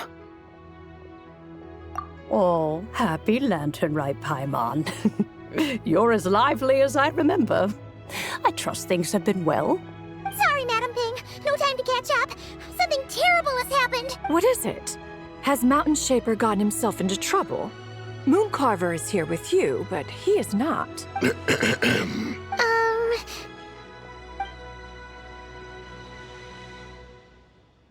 The Wrath of Mint? That old fool dares to utter such nonsense behind one's back. Yeah, that's not really our biggest concern here. So, even a mere deadly self of the White Horse Adeptus was able to possess Mountain Shaper and affect his mind. No wonder Rex Lapis told us to gather here and await his orders. Mountain Shaper's cultivation is inadequate. He was caught unprepared. Were it one of us, Zizha would hardly have found a vessel quite so ready for the taking. Hey, that's not what you said earlier. Where is Mountain Shaper now? A question that hardly bears pondering. Obviously, he intends to plant mint in the vicinity of one's abode. Ah, then he poses no great threat. We might as well let him be. Once he fulfills his wish, it's possible that Zizha will relinquish him of her own volition. Your ulterior motive is most obvious, Mountain Shaper. You two hope for Mount Outsong to be covered in mint. One can see it clear as day. Not to mention, deadly selves are born of malevolent human desires, and naturally pose a great risk to the form and mind of all living beings. We cannot let this go unchecked. Let me handle it. I have relevant experience and know how to deal with such situations. One has no doubt of that. Yet your involvement would likely end in armed confrontation. In one's own estimation, the time for such measures has not yet come. Before his departure, Rex Lapis knew that Zizhu was active in Liyue Harbor, yet told us only to wait. It would seem, then, that Rex Lapis did not believe extreme measures were warranted here. Yes, this is quite a peculiar case. After all, Zizhu's possession does not seem to come with ill intent. It's more like she's guiding those she possesses to fulfill their own wishes. There is another matter of import, however. I sense tremendous resentment emanating from her. What could be its source to render her so unable to find peace? She was talking about the White Horse Adeptus memories, right? From what the Traveler said, it seemed like she was about to explode with rage. But why? With Rex Lapis away, if we wish to understand that which occurred in the past, we shall have to ask her directly. She also mentioned the Curse of Time. What could that be about? Perhaps erosion. Indeed. We are of the same mind. I heard that ancient clans in the mountains once regarded the White Horse Adeptus as the daughter of time. It seems there was some truth to that, after all. The Daughter of Time. Cursed by time? Time does not treat everyone equally. The longer you dwell in this world, the more it takes from you. Then what do we do? One has devised a solution.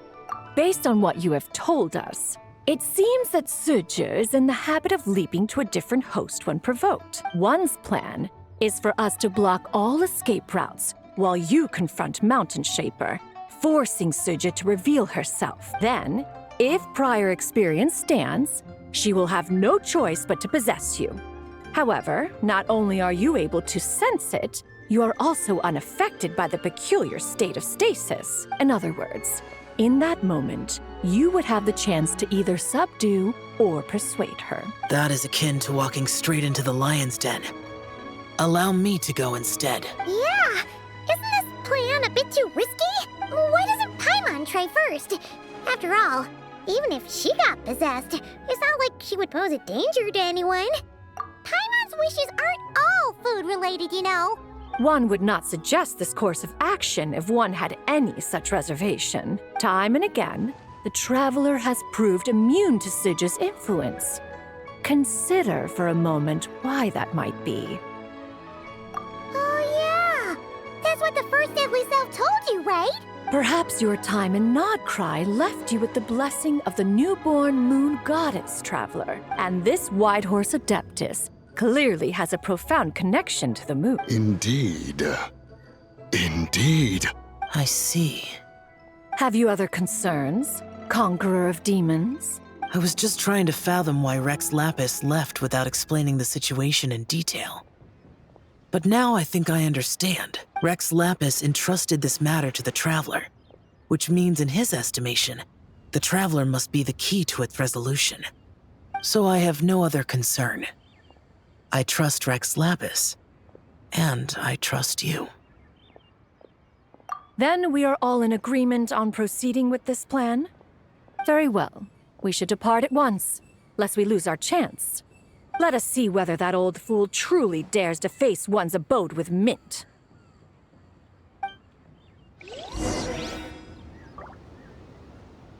Please be mindful. This is a peaceful neighborhood.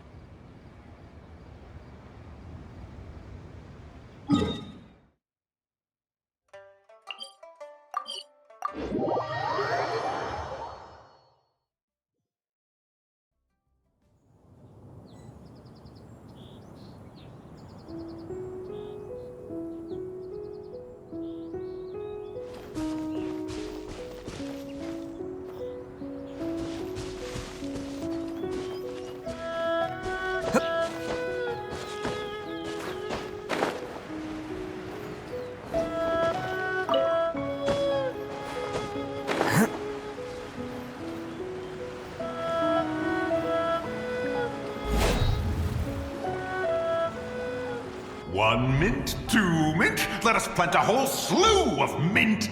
Once I reach 10,000, Cloud Retainer's abode shall be Mount Outsong no more, but rather Mount Mint Song. Oh, to behold the look on her face when she is confronted with such verdant splendor. Mountain Shaper, you dare disturb the tranquility of one's abode. Do not take personal offense, Cloud Retainer. He is not in control of his faculties. Exactly. Let it go this once. Zidja is the one driving him to do this. Huh? But Zidja just helps people fulfill their own wishes and desires. Not now, Paimon. Oops. Sorry, Mountain Shaper. Paimon might have just thrown you under the bus. When he wakes up, we shall have words. Everyone, to your positions.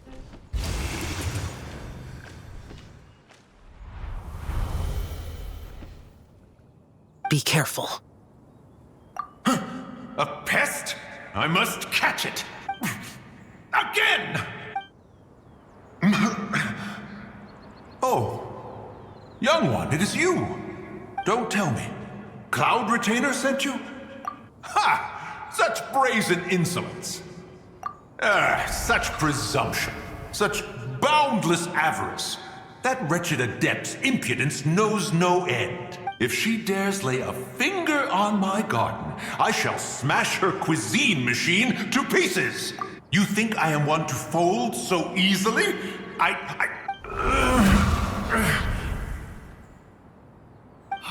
Insolent mortal! Time and again, you interfere in that which is beyond you. You make it exceedingly difficult to contain my rage. You have no conception of that which you seek.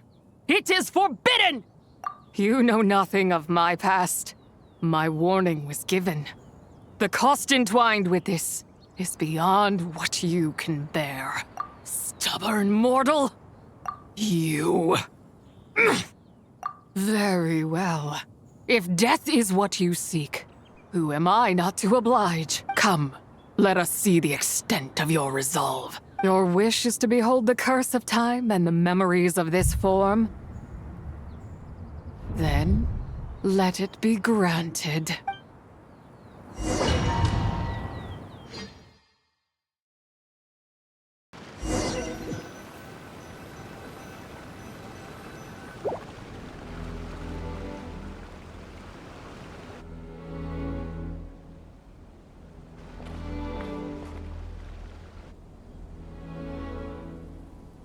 You who seek death, stand before me. My prison. I was merely a trace of impure energy within Zabai's immortal body. When her soul was shattered, it should have been the end of me. But then, the one who governs time descended from on high and froze the moment of her death. And so, I remain in this world, unable to find release. A mortal who knows of her existence and would dare to speak her name. Who are you? Help. No, there is nothing we can do for each other. Her power, the one who governs time, it has surrounded me ever since. A blessing and a prison, all at once. No, I have been asleep in this prison for countless years, until a familiar presence woke me. Then, through that mortal girl's eyes, I saw it, as pure and bright as ever, unchanged across the millennia. It was the moon. That place is called Chiwang Terrace. Did later generations rebuild the altar in a new location? It looks just like the one used to honor Tsubai. Could it be that traces of what happened back then still remain in this world? That memory is embedded deep within the essence of Tsubai's soul. It is one that should have been forgotten, yet It is precisely that which haunts my every waking moment, fuels my rage, and denies me a modicum of peace. Now you, a mere mortal, come to seek that which is forbidden. So, let us see whether the fire that fuels your ambition is a hero's wisdom or a fool's courage. I shall relinquish control over this body's curse and let it devour everything within sight. Run as fast as you can, lest this prison become your grave. Look, it draws near. The river of time, come to sweep all into oblivion. A torrent of tears for the dead and departed. I shall wait for you at the end, mortal. Evade being swept up in its waters, and I will show you everything. Fail, and we shall sink into oblivion together.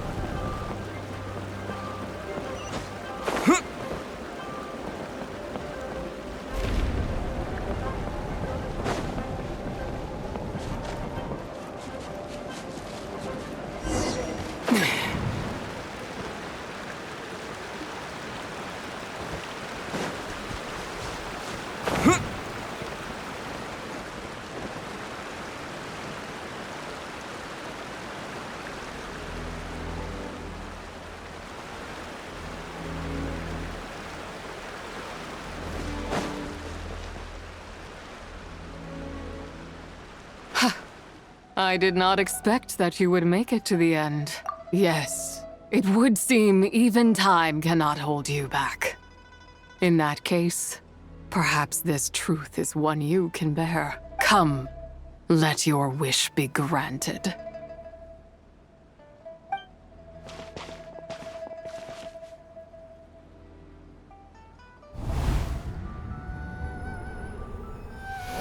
Under moon eternal, in radiant night, a maiden grants silk, soft and light.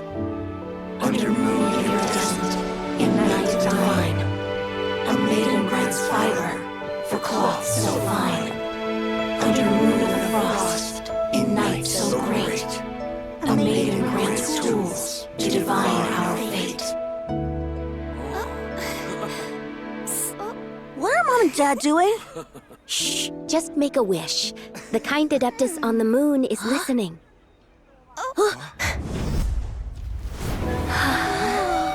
Look, it's Lady Tsubai. Wow, Lady Tsubai? Is she powerful? Of course. She taught us how to grow grain and beans, millet and rice, how to peel hemp and reel silk, spin thread and weave cloth, how to cut stone and build houses, cast bronze and forge tools. According to Mom and Dad, the Adeptus Tsubai is the god of soil and grain, who blesses our land and its crops. Huh? Lady Tsubai's leaving? It's all right. We just have to wait till next year. She'll be back.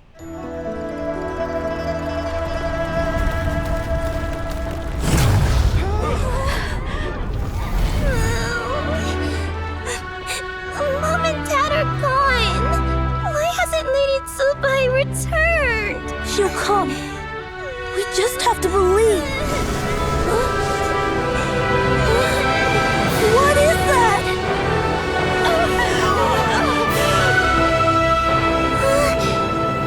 Lady Tsubai abandoned us. All places tainted by the abyss need to be purified. That includes Long Gone. And what of its people? You know what will happen. You are but an emissary to the mortal realm. This is Heaven's will. There is no need for guilt, and no place for hope. I wouldn't dare. But the people of Langan honor me, worship me, pray to me. If I do not answer, the guilt will be too much to bear. And if you do, you will meet the same end. Then as their god, I shall die among them.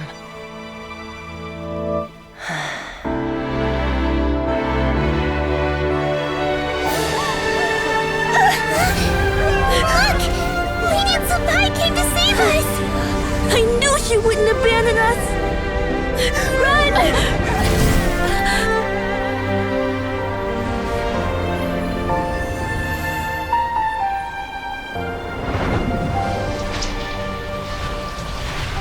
You have done enough.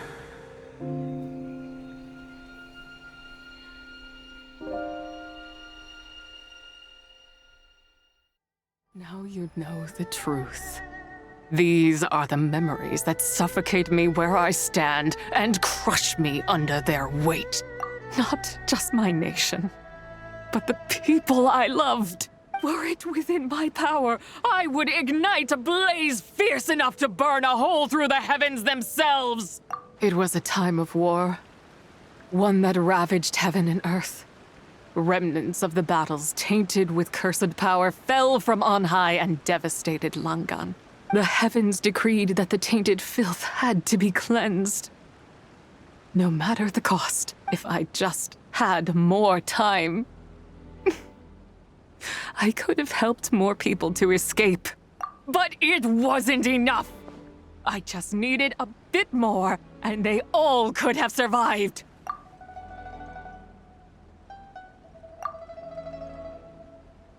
I never imagined there would come a day where I found peace. So long this rage has been within me.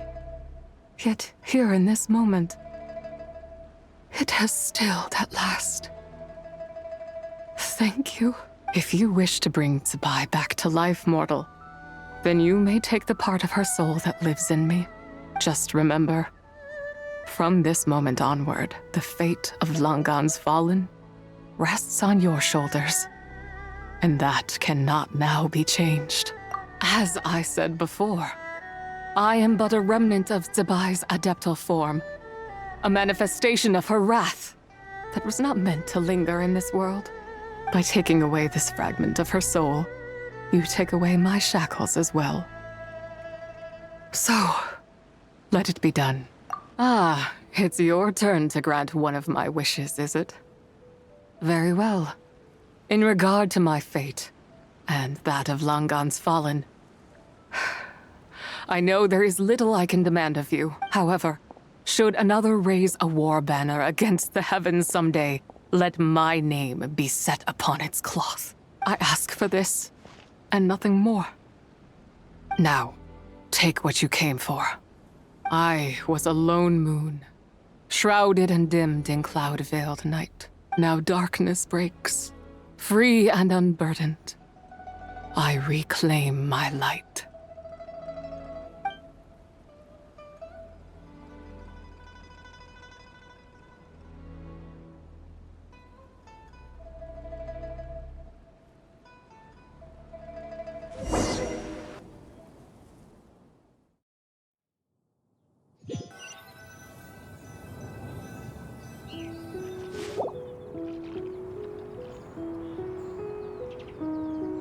You think I am one to fold so easily? Ah, young one. What brings you here? My, what exquisite mint seedlings. Was it you who planted them? I had not taken you for one so versed in the horticultural arts. I must insist that you visit Mount Hulao. There is much we could learn from one another. Ah, but this is Cloud Retainer's abode. She does not appreciate the verdant wonder that is mint. We should leave at once. If she sees us here, there is little I can do to protect you. You weren't? Was it Mooncarver then? My, what nerve he has. What? Looks like Mountain Shaper is back to normal. Has the matter with Zizha been resolved then? Wow, that was fast. That took, what, like a second? A second to us, perhaps.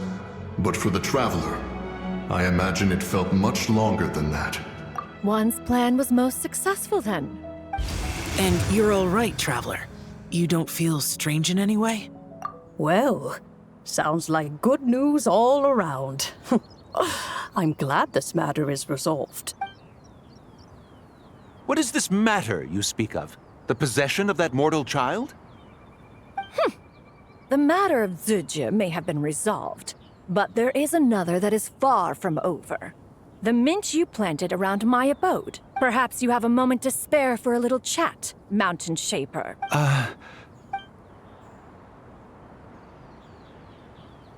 You seem reluctant to talk in detail about what happened with Zizha.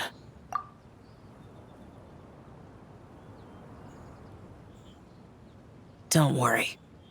I won't ask you to reveal her secrets to me. And I doubt the other Adepti will either. Huh?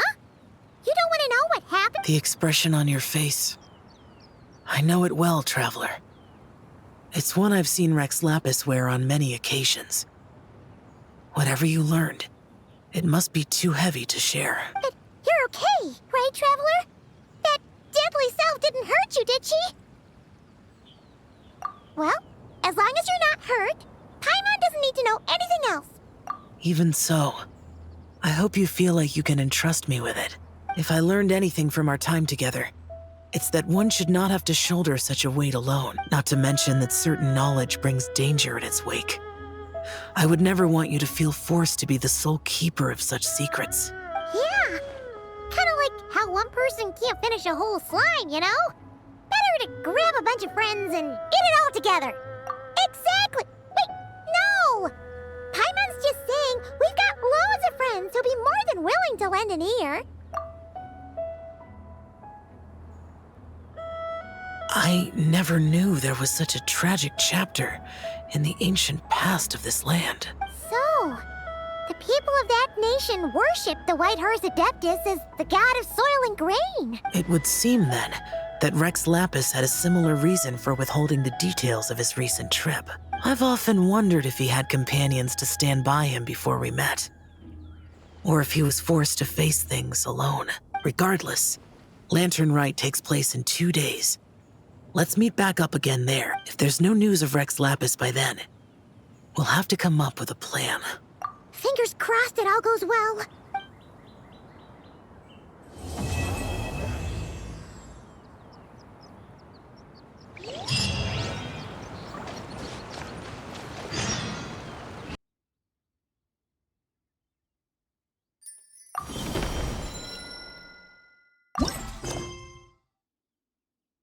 I really want to go traveling.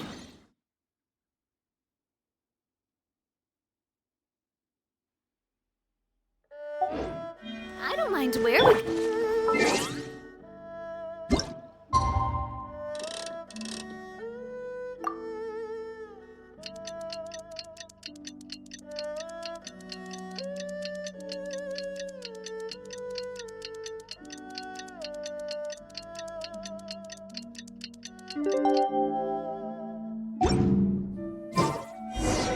It's time to meet back up with Xiao.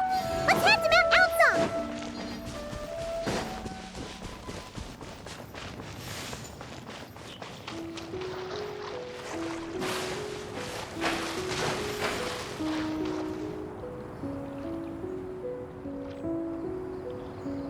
Xiao, Cloud Retainer, Mana Ping!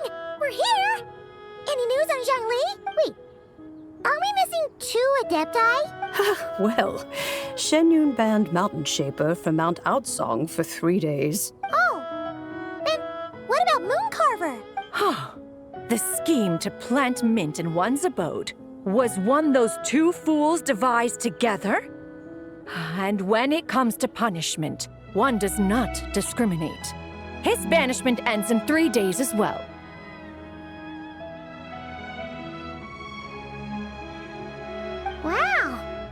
harsh, Cloud Retainer. Let's get down to business. We have news of Rex Lapis. Huh? Isn't that... Yes, Rex Lapis's geopillar. It descended from on high this morning. He must have sent it for a reason, but it does not respond to our touch. So, what does it mean? Is he in trouble? Not necessarily. It could be a message only a specific person is meant to receive. Traveler, you alone spoke to Rex Lapis before he left. Oh, so it must be for the Traveler. Give it a try.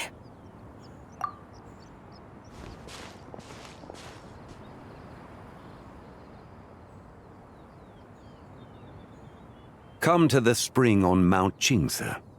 I have left an entrance for you.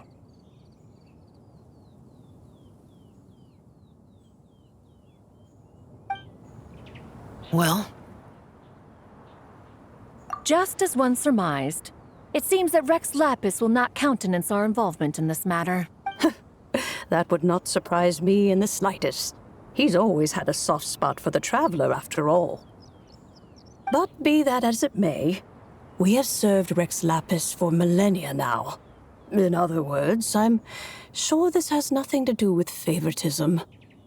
He's probably just trying to protect us. That's right. So you mustn't let your guard down, even if Rex Lapis is by your side.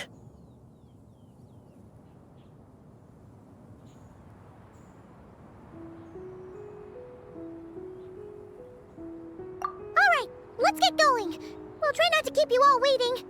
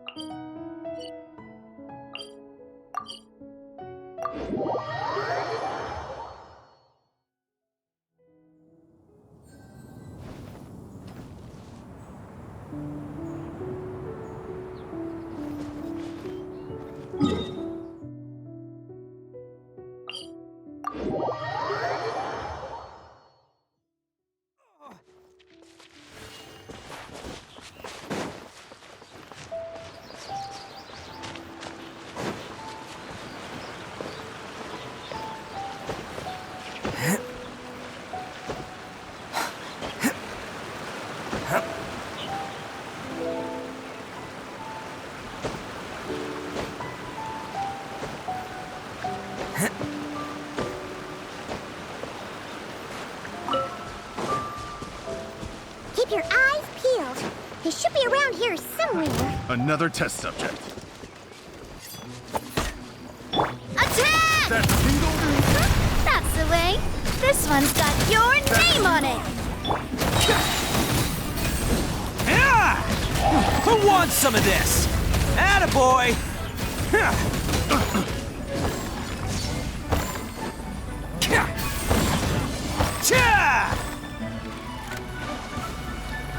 Let's roll!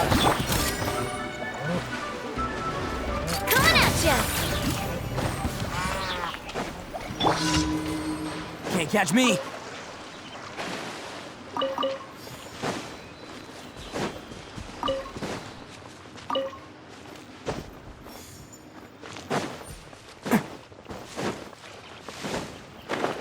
Can't catch me.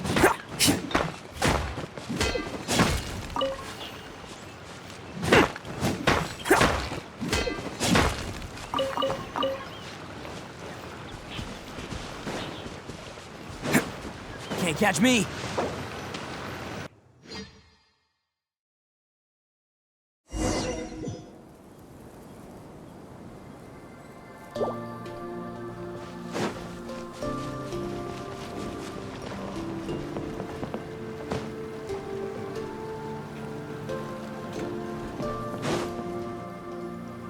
Who could have imagined that the once mighty Geo Archon might end up so? Sitting on a humble stool in the woods, quietly weaving moon lanterns? You really do look like an old man now. This is a Shao lantern, not a moon lantern.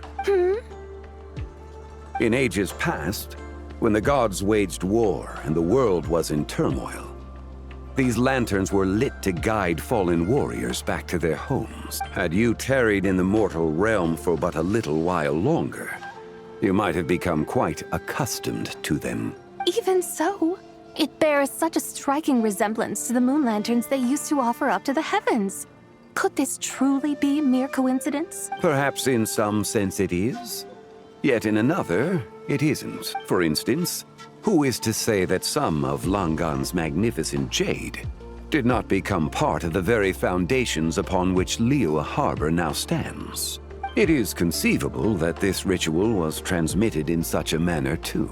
Now, let's not let ourselves get carried away. For all its splendor, do not forget that in the end, even Langan could not escape its heaven-sent fate. Alas, it is just a pity that the little creatures of this world may never again lift their eyes to the moon, even should misfortune befall them. But you, Geolord, now that you rule this realm, why take the trouble, not to mention the risk, to visit one who bears such profound guilt as I? Are you not afraid that you might be sullied by the curse of time that was laid upon me? There is no risk to speak of.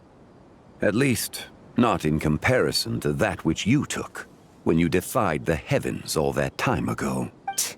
As I have stated, time and again, it was not I who defied the heavens. Geolord, the ancient affairs of Langan have nothing to do with me, for I am but one of her deadly selves, severed before her demise. My name is not Zebai, but Zichao. Surely you did not take us for one and the same, solely on the basis that we may all assume the form of white horses? Sorry to break it to you, but you seem to have found yourself the wrong white horse. Anyway, do tell me, what urgent matter brings you here? Very well, then. I have come to ask for Zebai's shade. Oh? So, the Geolord has set his sights upon Zebai's human soul. And what is it that you intend to do with it? The world outside is changing. With the new moon's birth, the confines of the shadow moon are gradually disintegrating. In other words, the heavenly soul is set to return. Consequently, strange phenomena have manifested within Langan's former domain, leading to the earthly soul's reappearance as well. The last of the trio, the human soul, is in your possession. Most intriguing. My intention is to gather all three together, so that an old friend may finally make her return. I must admit, it seems that some remarkable affairs are coming to pass in the outside world. Yet there is one thing you seem to have overlooked, Lord of Geo. Back in the day, it was you that freed me from that painting. And afterwards, I took up arms in your name. Together, we first subdued Chenyu Vale, then brought peace to Mount Qingse. It was for this cause that the contract between us was made. But now that the debt has been repaid, what cause have you to expect my aid? Zebai and I have long been friends. Given not only that you were manifested from a corrupt desire within her divine form, but that you also possess a fragment of her soul, how can you purport to be the wrong white horse? I think you'll find that we are now as separate and distinct as any two beings ever were. What once shone with radiant purity has long become dust. What you see is no longer what it was. Oh, great Lord of Geo. Should this still be unclear to you, I bid you take your leave. It seems that the fault lies in my own lack of consideration. As you wish. I shall let this matter rest. Wait! One moment, if you will. Should this not be your opportunity to propose a new contract? The part where you make me an offer I simply couldn't refuse? Even those puny mortals know how to haggle when striking their bargains. Should you, the famed god of contracts, not likewise strive for success through negotiation? Come now, enough with the posturing. It's time to name your price. Very well. I had, in truth, prepared a new contract for your consideration. I knew you would not come before me unprepared. Yet, You should know that I want for nothing, for I live in the mountains, carefree and untroubled. Occasionally, I even find sport in teasing the mortals who stumble into my presence. Then why persist in telling them those ancient stories? I speak of what transpired before the sky collapsed and the earth sank into itself. That is merely my way of passing the time. And what of it? Would any believe, much less remember, the ramblings of a mountain hermit? Those tales have long since spread throughout the mortal realm. Who? Should my words prove insufficient, I invite you to see the world for yourself. To this end, I have found you a pair of trusty guides. The lantern rite is presently underway in Liyue, and should prove quite intriguing for you. So this, then, is the contract you have prepared for me? Indeed it is. Think of it as a contract for a one-day festive excursion. Surely you do not hope to offer this in exchange for Tsubai's shade. The foundation of my very existence for a little excursion seems a little steep, wouldn't you say? Why not see for yourself? You can always decide afterwards. The final determination, of course, shall rest with you. Is that so? Then perhaps this deal might not be entirely off the table after all. Where then are these guides of which you speak? Hey, it's Xiangli! Oh, we've been looking for you everywhere! You're here. So these are my guides. Well, well. They certainly look the part, I'll give you that. Guides? Oh, you poor innocent little creatures. The benevolent Lord of Geo has sold you to me, which means that for the rest of this day, you belong to me. Sold us to you? Just what have you gotten us into, Xiangli? The situation is not quite as dire as that would sound. I ask only that you accompany my Adeptus friend on a tour of Liyue. I would suspect that depends on how well you entertain me. Entertain you? Let us start with this Liyue harbor of which I have heard so much. Nowhere is quite so fascinating as a place teeming with little mortals. How come this Adeptus sounds so different from what Paimon imagined? Okay, we'll take care of it. Get ready to find out why they call Paimon the best travel guide in all of Tibet.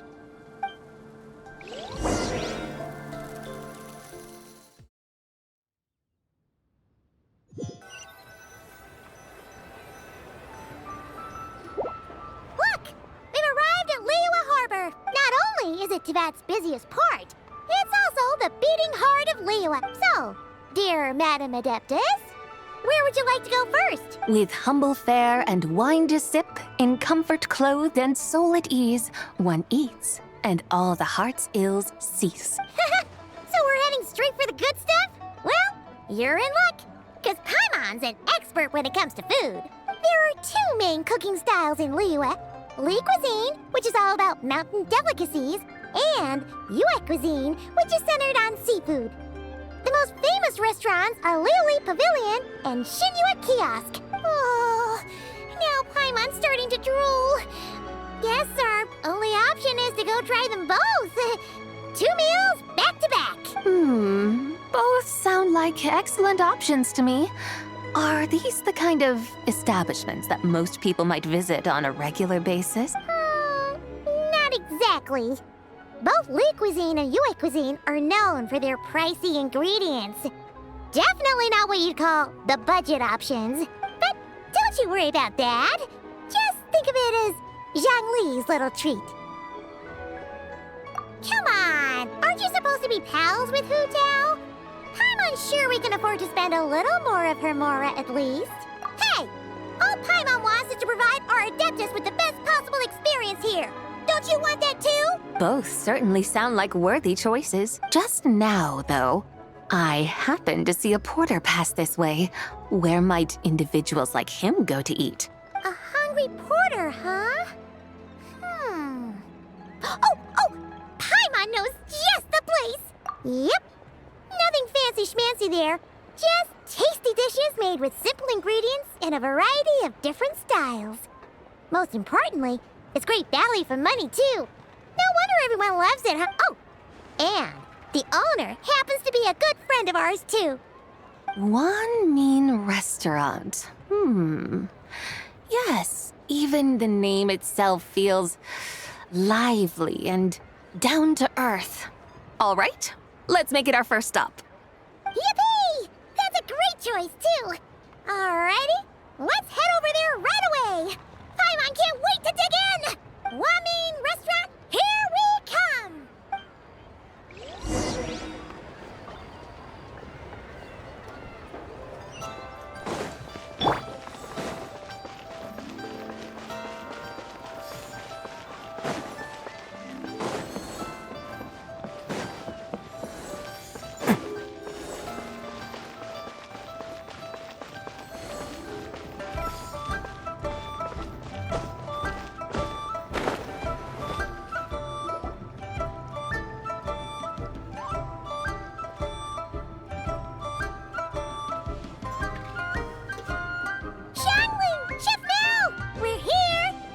Oh, hello there.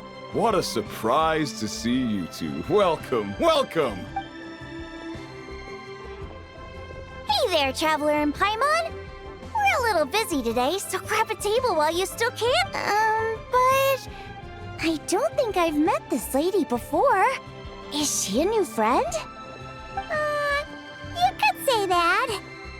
Oh, I see. Well, hey there. A friend of the Traveler's a friend of mine, too. Don't worry, we'll take good care of you. Just order whatever you want, it's on the house. By the way, I'm Zhongling. I cook here at Wanmin Restaurant. What's your name? Miss Zhongling, have you ever heard of the White Horse Adeptus? Of course. What about her? I am her, and she is me. Huh? You mean you're an Adeptus? Oh, you young'uns crack me up. Come on, Xiangling. You've got to keep up with the times. Haven't you heard of cosplay? It's like a role-playing game where you dress up as famous characters and pretend to be them. Seriously, it's all the rage, and it looks like this young lady is quite the expert. Your friends sure keep their fingers on the pulse, huh, Traveler? Wow, Dad. Didn't know you were so tuned in. But how come I haven't heard about it? You gotta listen to our customers. Didn't I tell you to spend less time chasing after wild vegetables and more time making friends? You're even more out of touch than I am. Hey, I like making friends too. Isn't that what I'm doing right now? Anyway, even if it is just a costume, is it all right if I still call you White Horse Adeptus? Of course it's all right, because that's exactly who I am. Okay. I can see you're really committed to the role. How about I call you the real White Horse Adeptus instead? In that case, you can call Paimon the real Traveler. You're right. You could have at least switched outfits. Puny mortals. Nevertheless, I suppose it might be amusing to indulge in your little charade for a while at least. All right, go grab yourselves a table. I'll come take your order in a bit.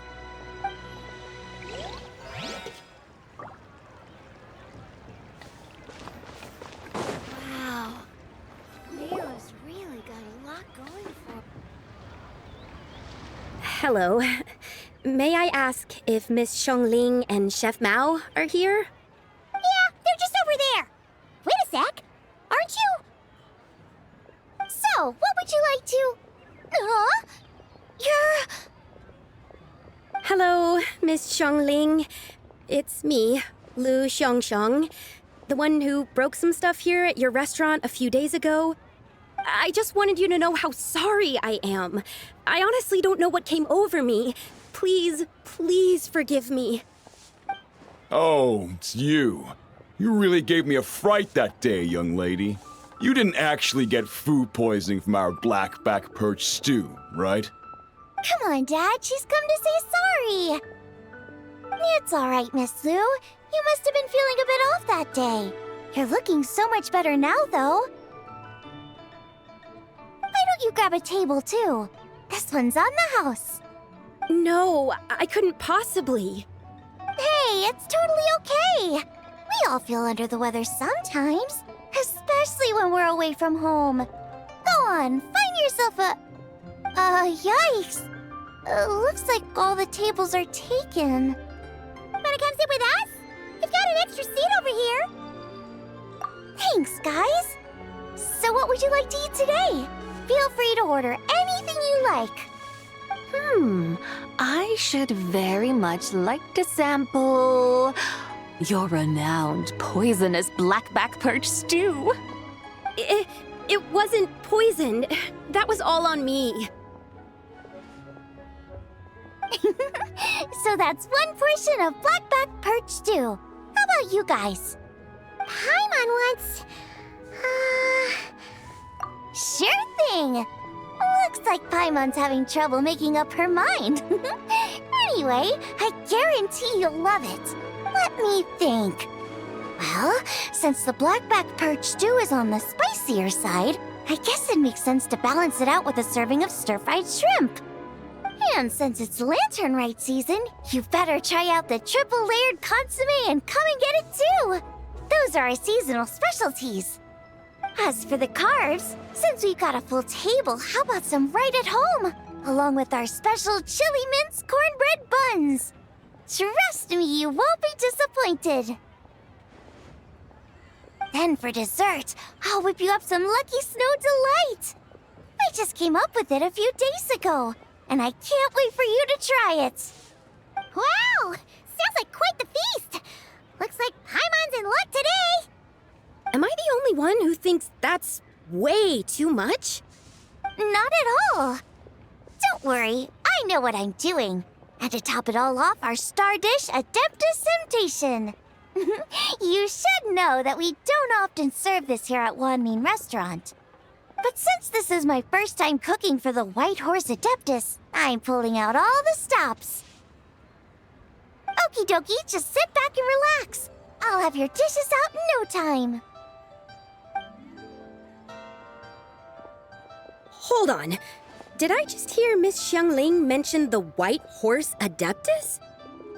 You did indeed. And you're looking right at her. That's a joke, by the way. She's cosplaying. Oh, I see. Phew, almost believed you there for a moment. Tell me, little one, what business might you have with the White Horse Adeptus? It's a long story. Basically, a while back, I took part in an archaeological dig over at the chasm. While we were there, we discovered a number of relics. Our findings show that they date back to the era of Long Gone, an ancient nation whose people are said to have been the ancestors of some of the modern-day inhabitants of Chenyu Vale. And why might such matters concern the White Horse Adeptus? Because some of those relics not only seem to contain textual references to her, but even depictions of what she looked like. There have long been legends claiming that the White Horse Adeptus was a deity of that era, but there are plenty of other theories out there too. If I could just locate some more detailed records, I'm sure we'd be able to find out so much more. So you're into history? Well, to tell you the truth, I actually joined the archaeological team by sheer accident. But once I'd started down this path, I knew that I wanted to make something of myself. Recently, though, things seem to have taken a turn for the worse.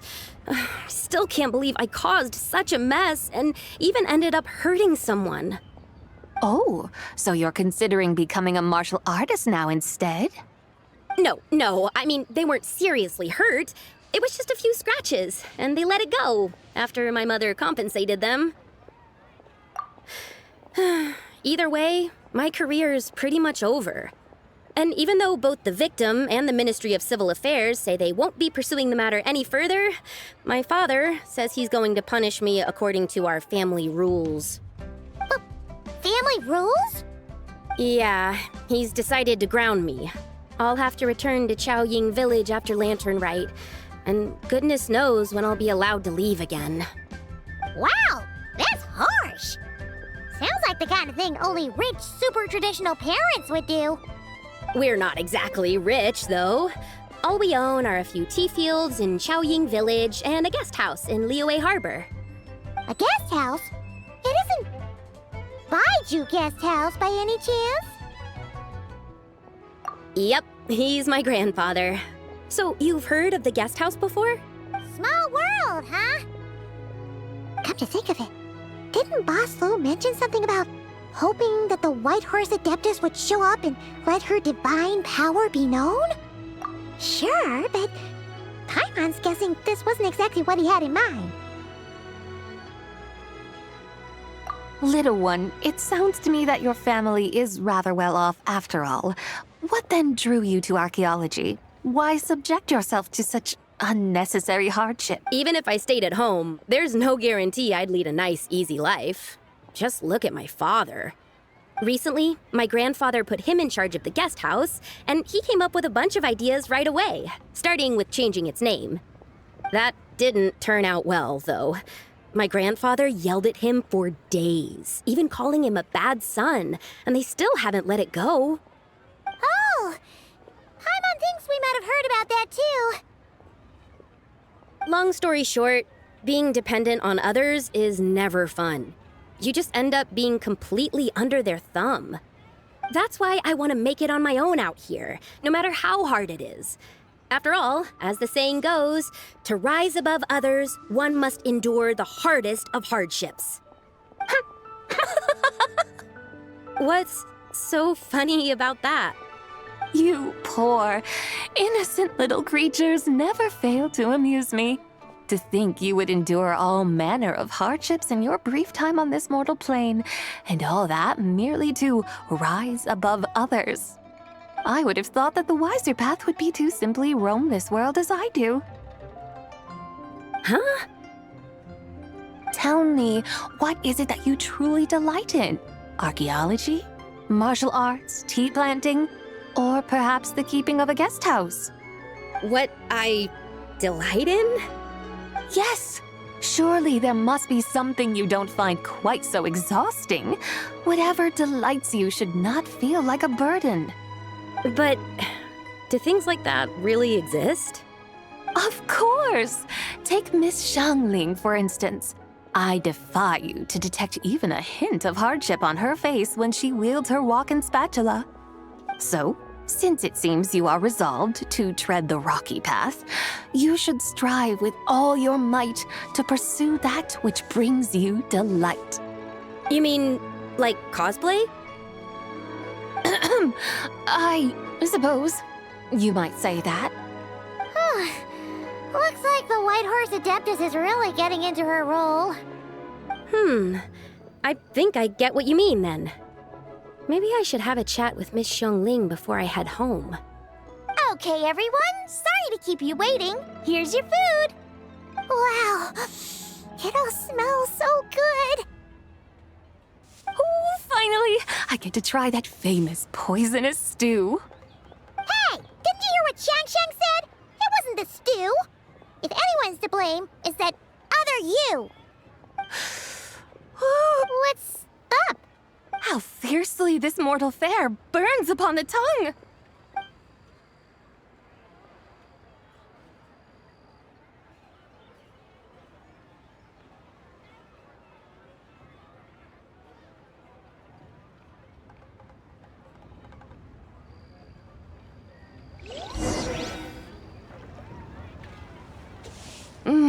Most satisfying as poisonous stews go. So, where to now?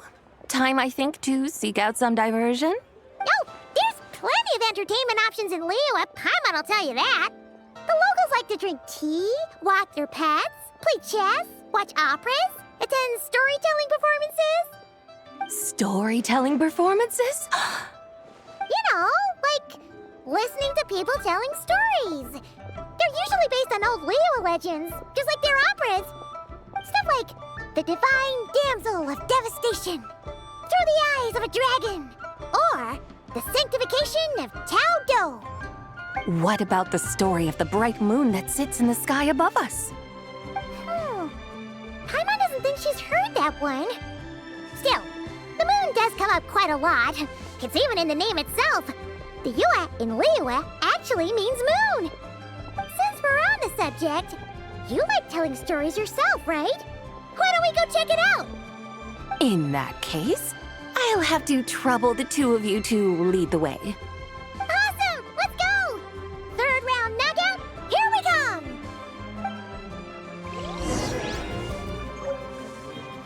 Cheap and tasty chop suey! Oni coming through!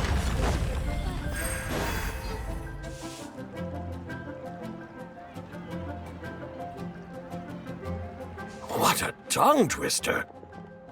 I'd have made a complete fool of myself if I tried to say it on stage without practicing it first. Huh. Call yourself Iron Tongue, Tien. Wobbly Tongue, Tien, more like.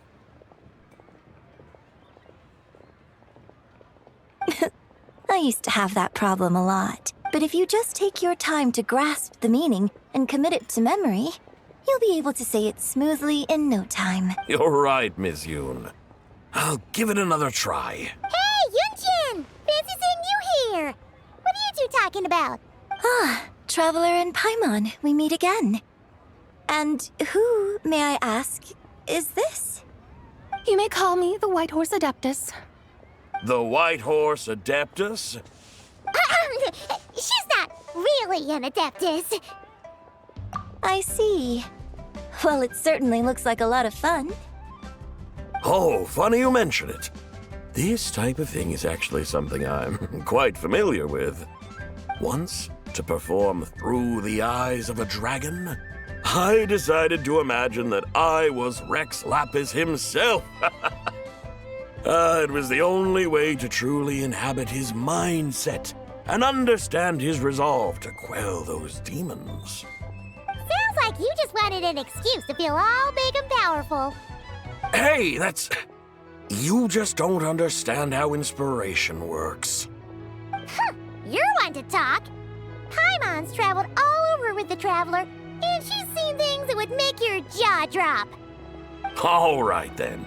Since you claim to be so knowledgeable, why don't you prove it by reciting an ancient poem?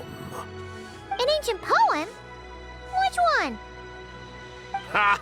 See?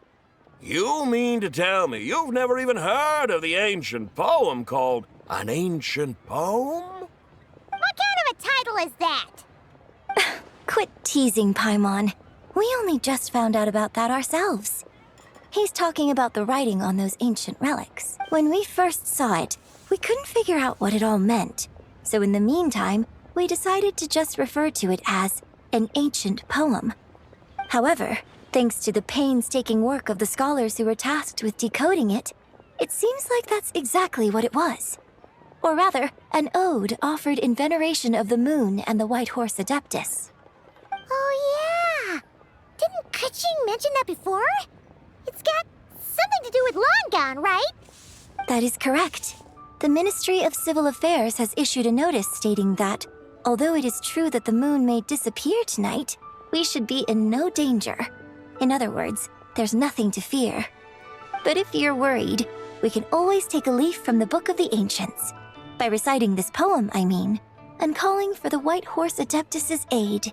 If we do that, I'm certain she'll protect our moon and keep us safe. Oh, seriously? Paimon has to get a look at this.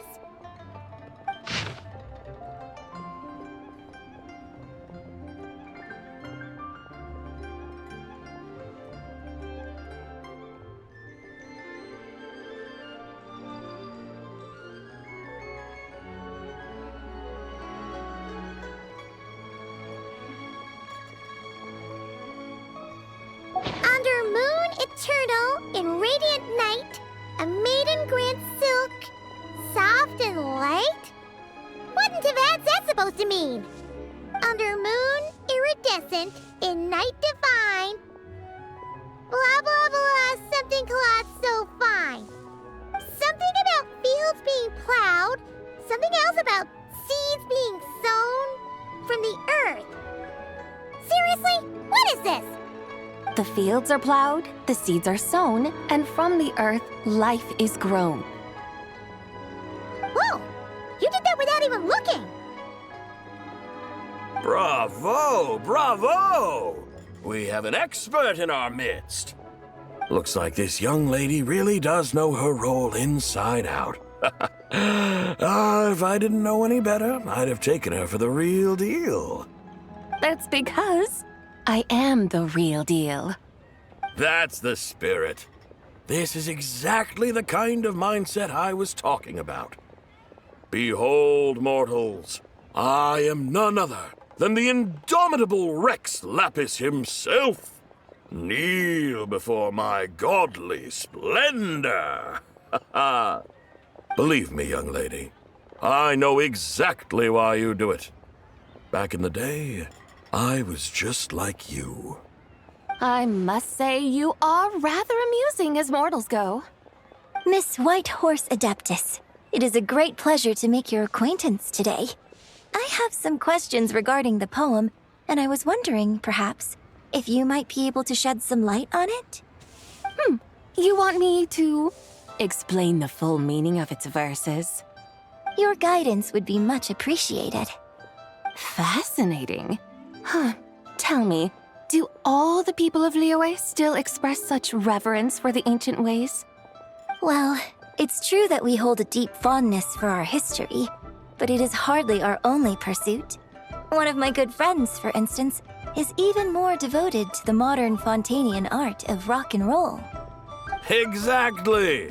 And don't forget, great practitioners of the role-playing arts walk among us too. People like me and you, young lady. Yes. So rather than placing too much emphasis on our reverence for the ancient ways, it might be better to say that here in Liyue, 100 passions bloom, each with a voice of its own. I see. Then, I suppose it wouldn't do any harm for me to enlighten you. In truth, it is but a simple poem of blessings. Its meaning is this. As the eternal moon rises in the night sky, a maiden adorned with lustrous jade descends upon the earth. She blesses the kudzu vines and mulberry leaves so that they may be used to make coarse cloth that is nevertheless soft, light, and comfortable to wear.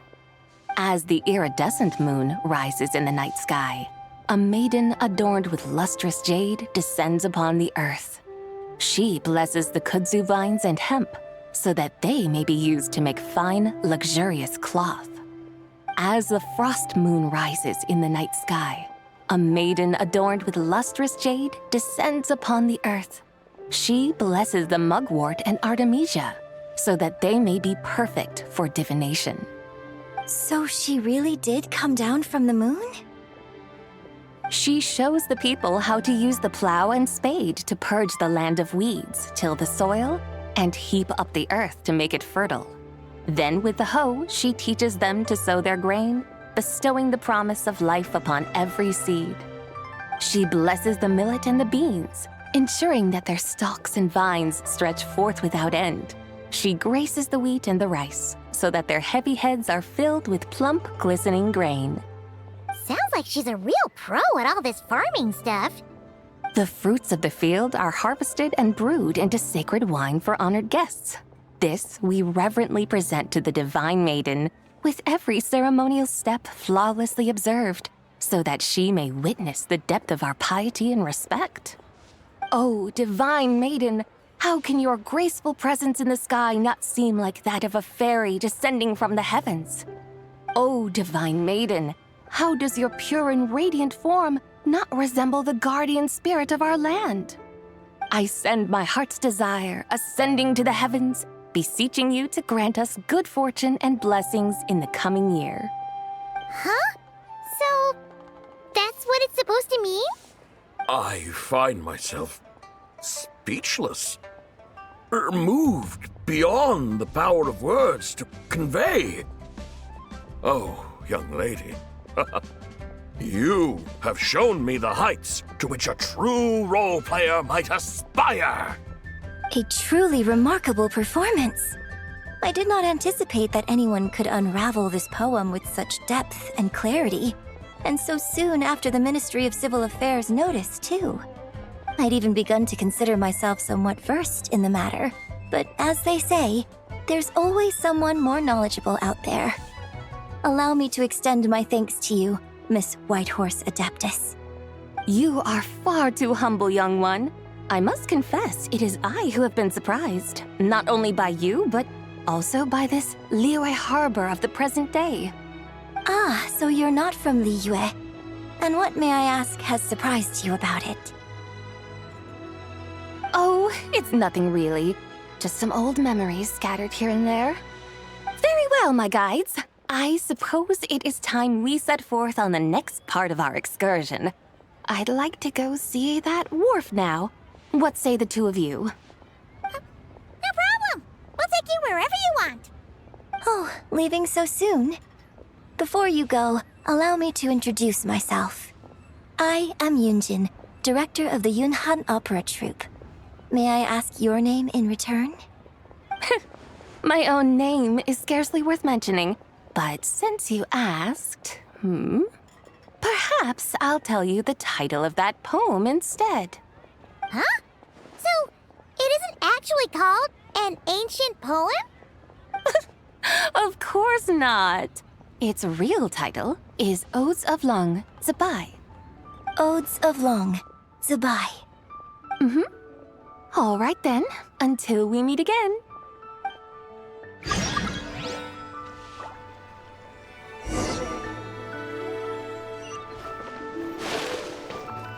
Can't catch me.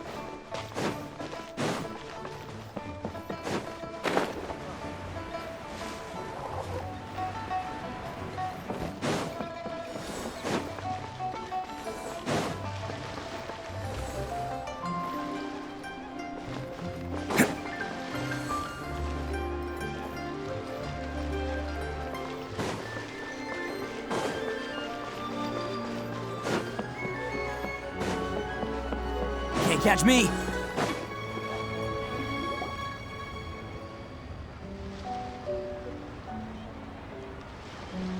Hey, Ganyu! I almost forgot to mention.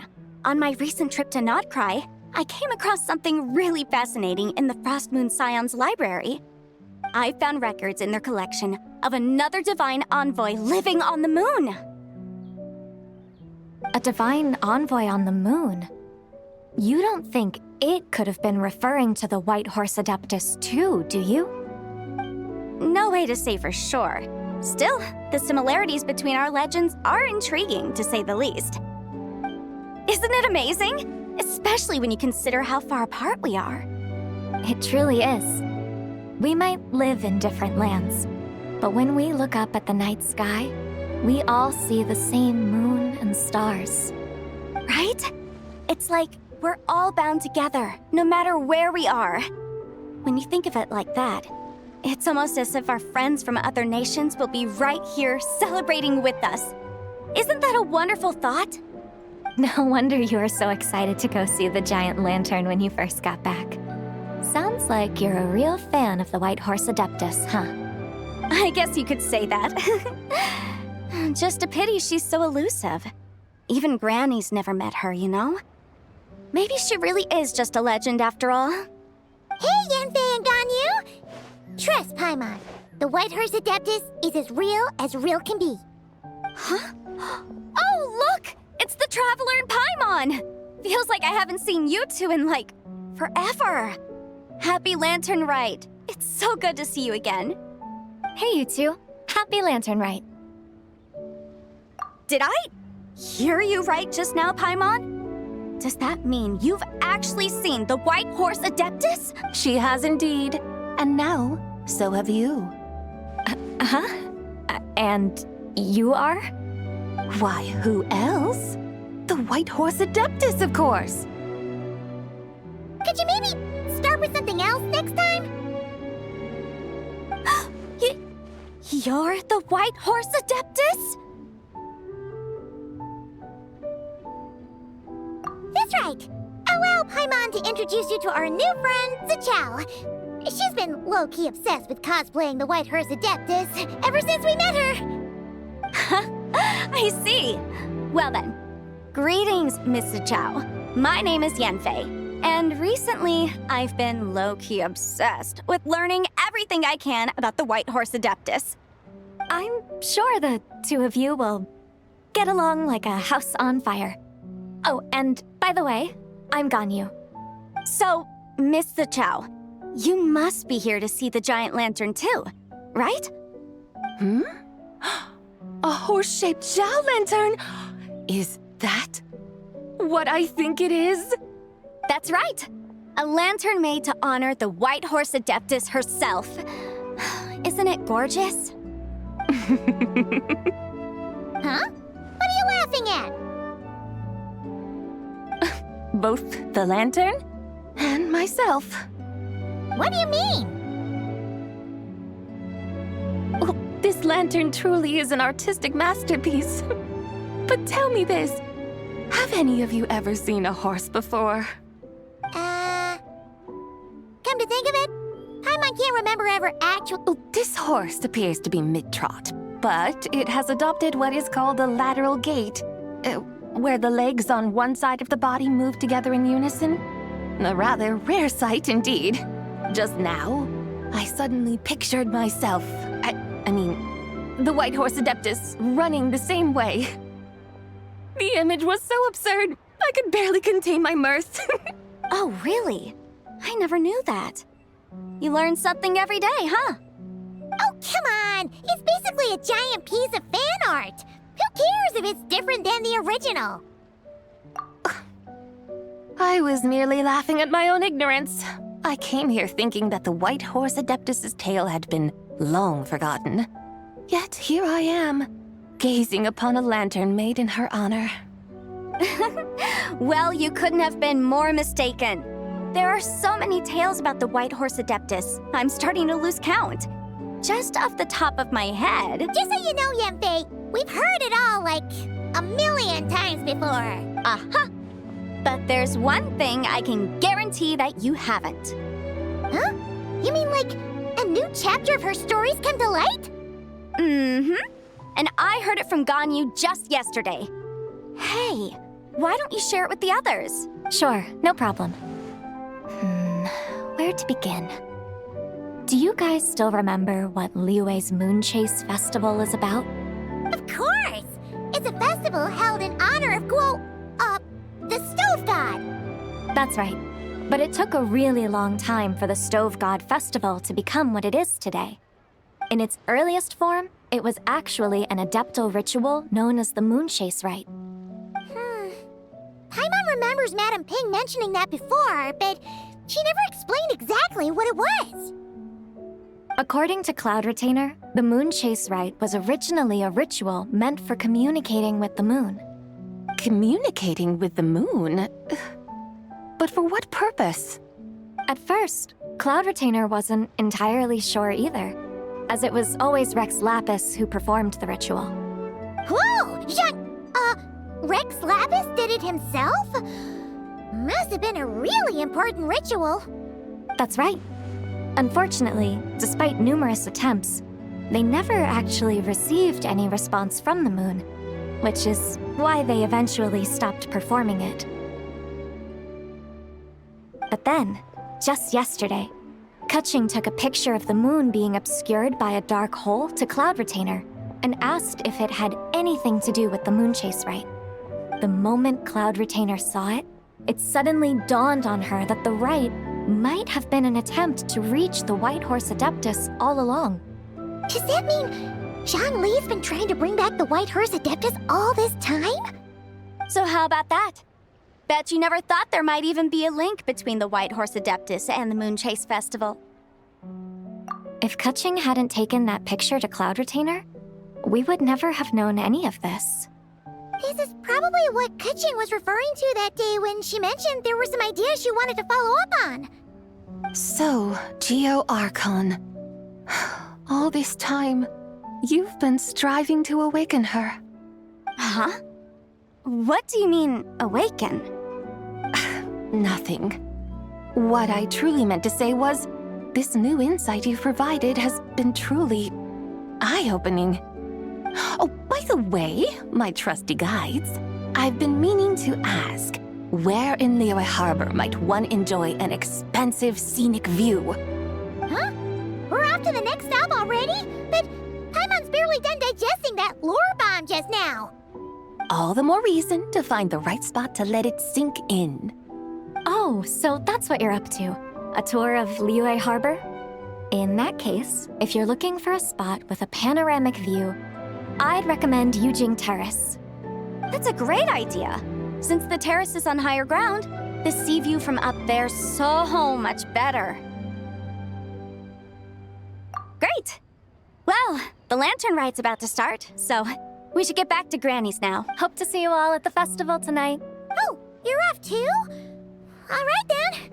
See you both soon. See you soon.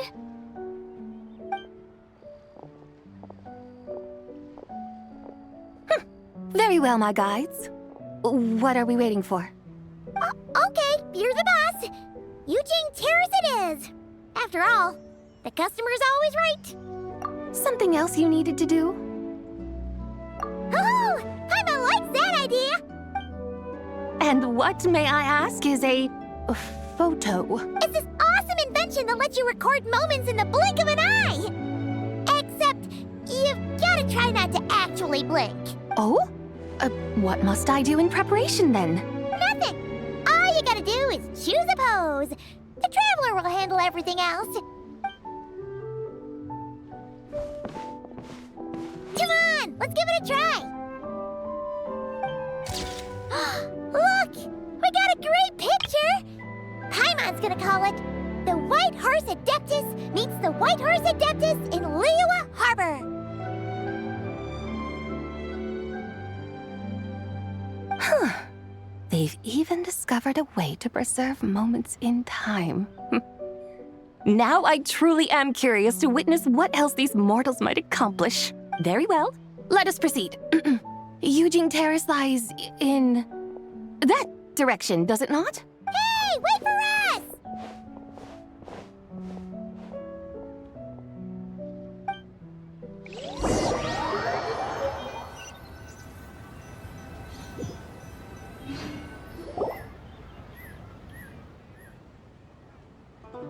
Truly a marvelous view if ever there was one.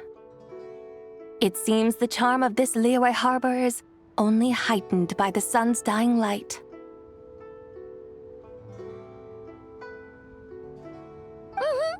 And soon, people will start releasing their Xiao lanterns to mark the most important day of the year. Practically everyone will be with their friends and family, eating a big meal, chatting, and even setting off fireworks. Trust Paimon, it'll look even more amazing then. What do you say? Want to stay to see that? No need. Let us bring this weary day to a close. Weary day? You mean you didn't enjoy your tour? I had imagined you would arrange for me to witness some grand spectacle. Perhaps the descent of divine beings, the manifestation of the sacred before mortal eyes, or the appearance of a selfless hero come to aid the helpless and downtrodden. Or, should that not come to pass, then at the very least, spend a little more coin. For that, it seems, is how one finds true enjoyment. Alas, but there was none of these. Instead, we merely filled our bellies, listened to tales, and gazed upon a crude imitation of my likeness. And now the sun begins its descent. What a day of quiet tedium. We're so sorry. If we'd known that was what you wanted, we'd have done it all differently. It's all that Zhang Li's fault for not making the customer's requirements clear. Well, it's too late now. Do you still believe I would part with that soul fragment, now so intertwined with my very being? But...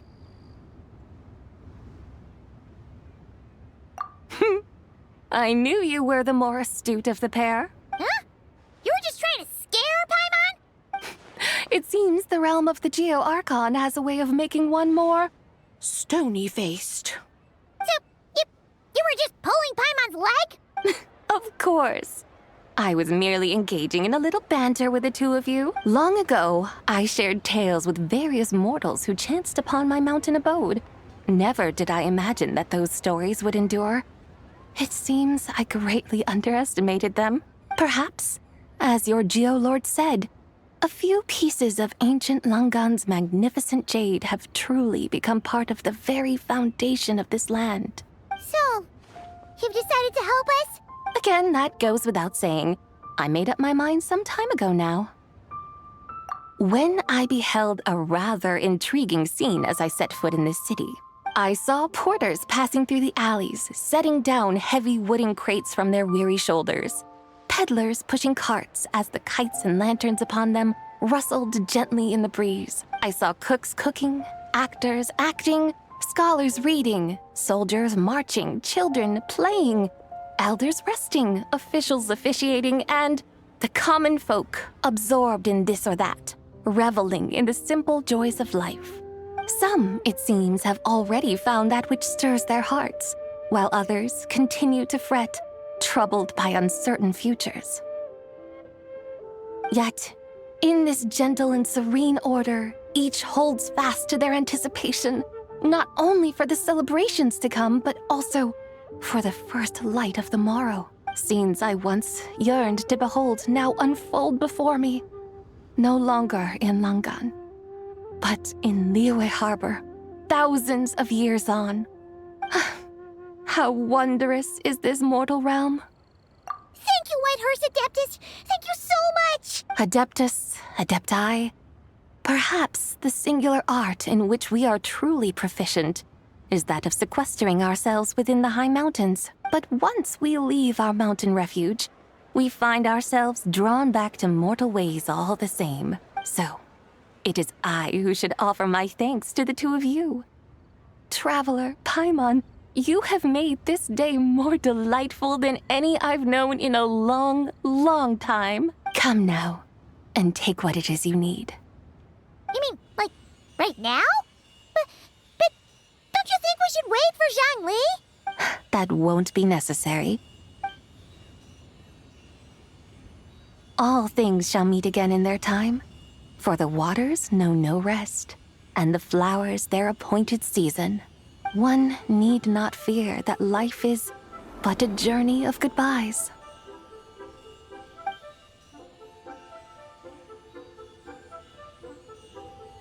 Is she gone?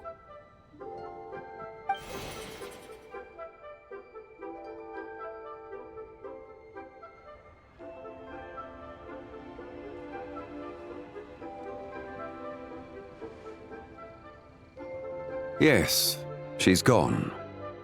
A deadly self is formed from the body's impure vapors, so naturally it cannot survive long in this world.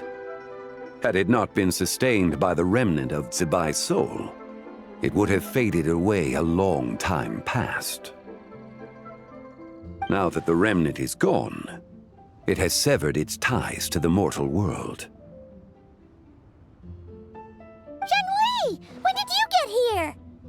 A while ago. Paimon would have thought you'd at least want to say goodbye. Though mountains endure, the ceaseless waters will, at last, wear away their sharp edges. Thus must I meet the marks wrought upon her by the ruler of time with great caution.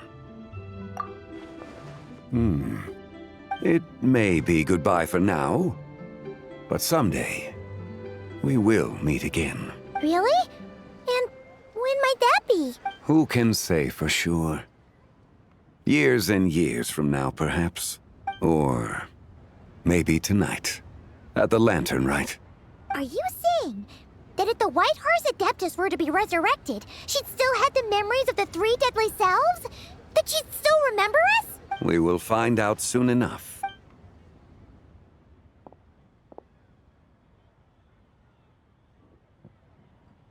It is time. The rite is about to begin.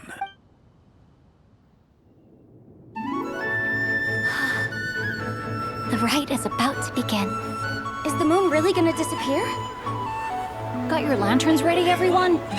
All set. Might be about time to put eyes to the sky. Wouldn't you say, Tianchuan? Look!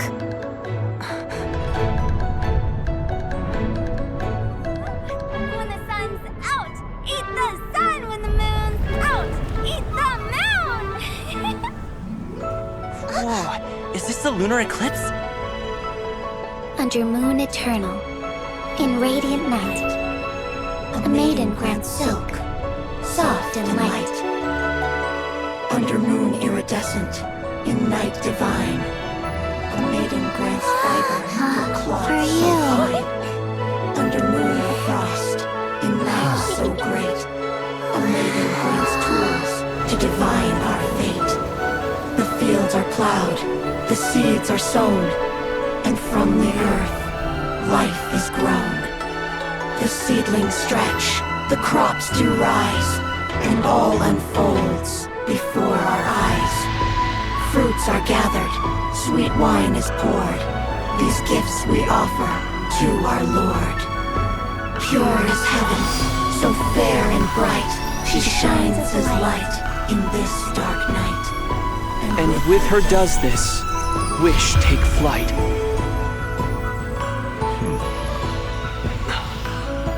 Devoted soul, scattered and unbound, let this lantern guide you home, by its light be found.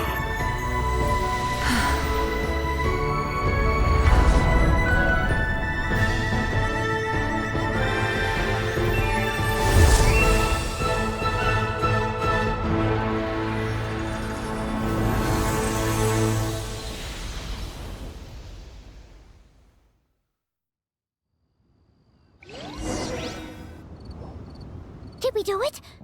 Do we finally get to meet the real White Horse Adeptus?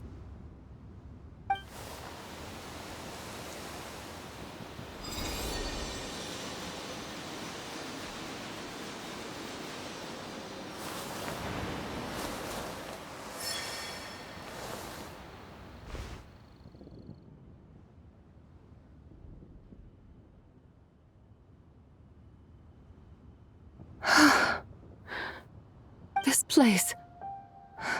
Where am I? A familiar land, now known by the name of Liyue. Liyue? The peaks adorn the clouded moon. Then, who might you be? Oh no! She seems to have lost all her memories after all. And those countless lights in the sky. What are they? These lights, each like a dwelling in glad accord, usher in this day of joyous rebirth. And whose rebirth might that be? That of my old friend, Zibai. Zibai? Yeah, that's you! Don't you remember anything at all? That's... me? Oh, yes. The envoy of the Lunar Palace. My name is Zibai, indeed. Then you must be... the Lord of Geo, Heaven's Star. Many years have passed since we last saw one another. Zibai, my friend. Welcome home. Home? But why does this place, this Liyue, feel at once so strange and yet so familiar? Who you are? Who are you? Ah, yes, I remember now. You are that young Wushu dancer, the one who seeks disciples. How fares your quest for disciples? It must have yielded a truly prolific body of students by now, I trust. Hey, you've got it all wrong! You're talking about Gaming! But I could have sworn... Oh, that's right. You're that impudent blonde youngster who kept meddling in my affairs. And to think you even had the audacity to presume yourselves worthy of being... What was it again? Yes, of being my guides. How very wonderful to see you again, my most faithful and beloved guides. I trust all has been well in my absence? Well, she finally got it right. But that sudden mood swing felt even weirder. It's like her head's packed full of slimes. It is possible that her cells have not yet settled. After all, they've only just been brought back together. It may be some time before she fully recovers. Huh? You mean, kinda like she's still half asleep? That I cannot say for certain. Perhaps a few days, perhaps a few years. A few years? Mortal years are but a poor measure when divine beings tread the realm of dreams. Well, if you say so. Anyway, at least she's whole again, right? That already seems like a pretty good outcome to Paimon. Yes, there is little cause for worry. We need only wait and let time take its course. Say, what are those little creatures over there up to? Celebrating Lantern Rite, of course. And those lights up in the sky? Those are all Shao lanterns. This year, each and every one of them carries a little wish inside. Lantern Rite. Then, may I join in too? Of course! Why else do you think we've been running around like headless chickens these past few days? Tell you what, Traveler, why don't we take the White Horse Adeptus out to celebrate? Who knows? Maybe seeing some familiar faces might help her find her feet? Hey, Zhangli! You've got some time on your hands now, right? Why don't you come along with us? By no means a bad idea, Paimon. Oh, and Sabai, before Paimon forgets, when we meet the others later, remember to wish them a happy Lantern Rite. Happy, Lantern Rite? Happy Lantern Rite! Yes, Happy Lantern Rite indeed. Well then, let's go!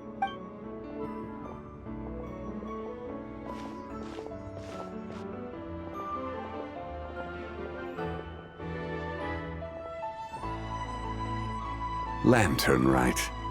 A night of joy, reunion, and moonlit blessings for all.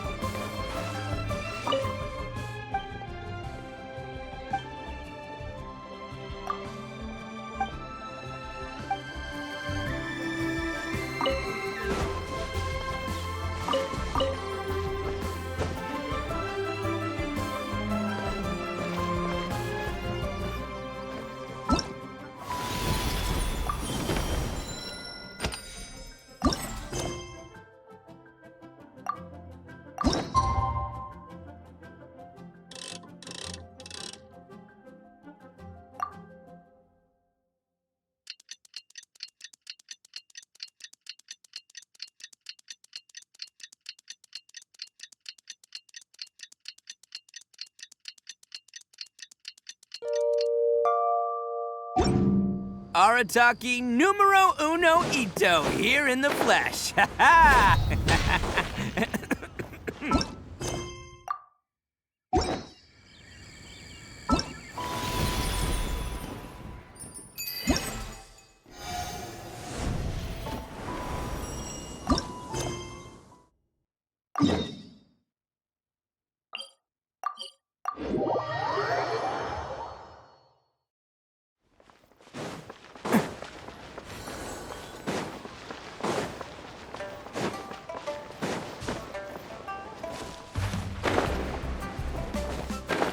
Paimon wonders how the White Horse Adeptus is getting along. Maybe we should check in on her? We can ask Zhangli where she is.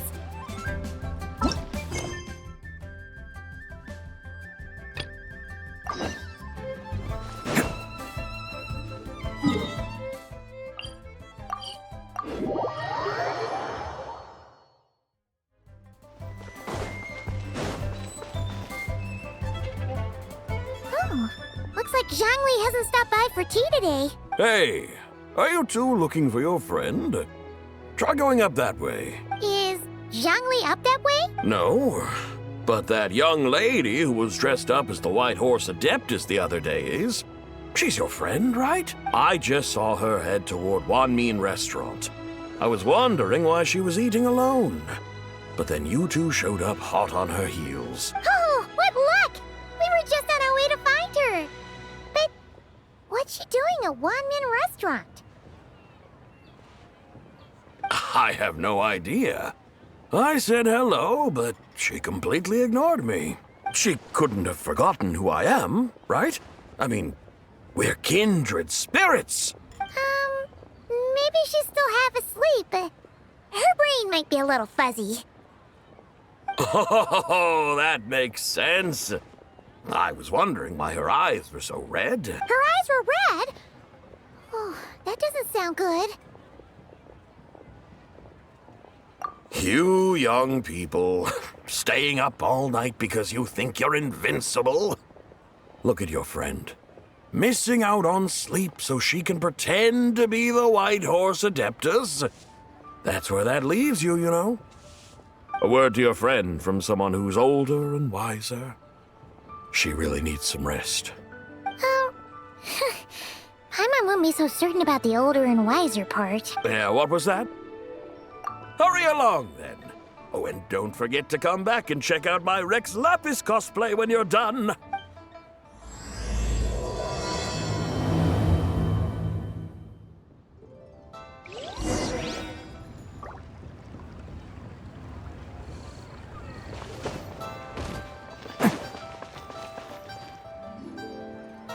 Where's the proprietor? Come out and see me at once!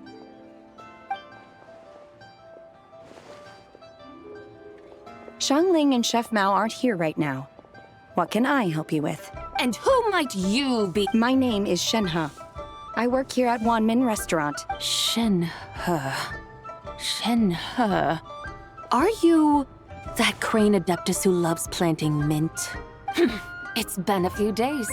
Have you improved your gardening skills? Did you manage to cover the slopes with mint? Mint? I don't know anything about mint. But I am familiar with Genshin and glaze lilies. Ha! Already casting mint from your mind. How can a practitioner of self-cultivation be so fickle, chasing after every new plant that catches their eye? I'm not sure I get what you mean. Are you delirious from hunger? Would you like something to eat? Shenhe! White Horse Zabai! So this is where everyone is! Traveler, Paimon. It's been a long time. Happy Lantern Rite. Is this customer a friend of yours? Don't mind her, Shenhe. She's just a little cranky because, she didn't sleep well last night and she's only just woken up. Look how red her eyes are. I see. In that case, Miss Zabai, I have a tonic here infused with Genshin. It's cool and soothing when applied to the eyes. Would you like to try a few drops? Stop right there! Who are you two noisy children? Hey! Have you forgotten about us already? Guides. Yes, I seem to recall something about some guides. Ah, yes, now I remember. What luck! I was just looking for someone to show me the way to Elong Wharf. Huh. Is she starting to come around? Someone requested my help in purchasing some tea leaves. I was informed they have discounted prices during the festival and that I shall get a good deal there. Tea leaves? This sounds like Zhongli's doing. He sure knows how to get people running errands for him. Your friend Rex Zhongli initially requested the most expensive tea, but then a young lady in a hexagram hat mentioned he'd burned through the Wangsheng funeral parlor's yearly expenses at an exhibition a few days ago. As such, he is only permitted to buy items that are discounted this month. Oh, that's his boss, Hu Tao. It's about time she realized the problem and put a stop to his spending sprees. Oh, I see. So that's why you're here. Unfortunately, Wanmin Restaurant doesn't sell tea leaves. If you're truly in need, I could gather some wild tea from the mountain slopes. You don't sell tea leaves? But I remember your boss, Miss Lu, saying that she owns tea fields. You really should get some rest. The person you're talking about isn't the boss of Wanmin Restaurant. She's just like you. She came here to eat. Is that so? Life really is full of surprises. What surprises? Your brain really is as gooey as a pack of slimes. Paimon can't believe Zhongli entrusted you with going all the way to Yilong Wharf and buying tea. That would be excellent, my dutiful guides. Yes, Miss Crane. I apologize profusely for my improper behavior just now. Please forgive me. I completely understand. Master often says that the human body is like a mechanism in need of regular maintenance. When a person cannot rest at night, they are sure to become irritable and on edge. Miss Crane, you appear reasoned and compassionate on the surface, yet I sense dark forces churning within your spiritual core. Those red ropes you wear are what bind them. Am I correct? Oh. You can sense that? Indeed. I also sense that with your strength, you might try undoing one or two of those bonds when training. Untie Shen has ropes? Wouldn't that be risky? Though the use of red ropes to bind the soul is a wondrous technique, practitioners must eventually learn to break free from external aids and look within themselves for restraint. Master has told me similar things, but I am not ready yet. Your self-cultivation has progressed far enough. Then I will seek further guidance from my master. If you still have doubts, you can find me at the Baiju Guest House. I'll be taking up residence there for a while. For now, my dutiful guides, let us be off.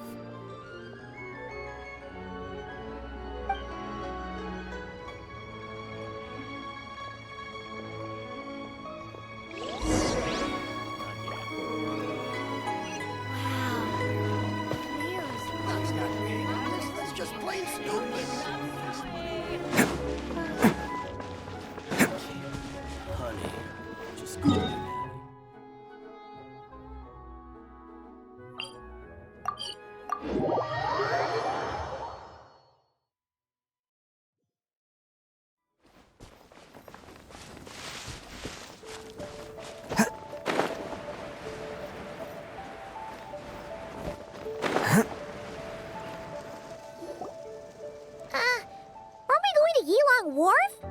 How do we end up on this mountain? Is that small town over there not Elong Wharf? I sense a familiar scent wafting through the air. You're right! Except for the smell part. Paimon doesn't smell anything.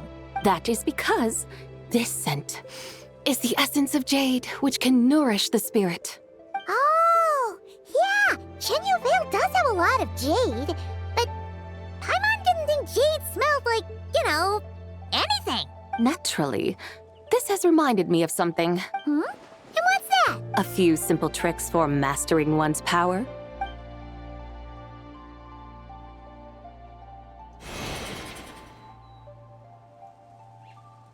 What is that thing? I'm sure you've been to Elong Wharf many times before, but I wonder if you've done so while cruising through the air. You've been such dutiful, dedicated guides, so allow me to offer this fresh experience as recompense. Please step in.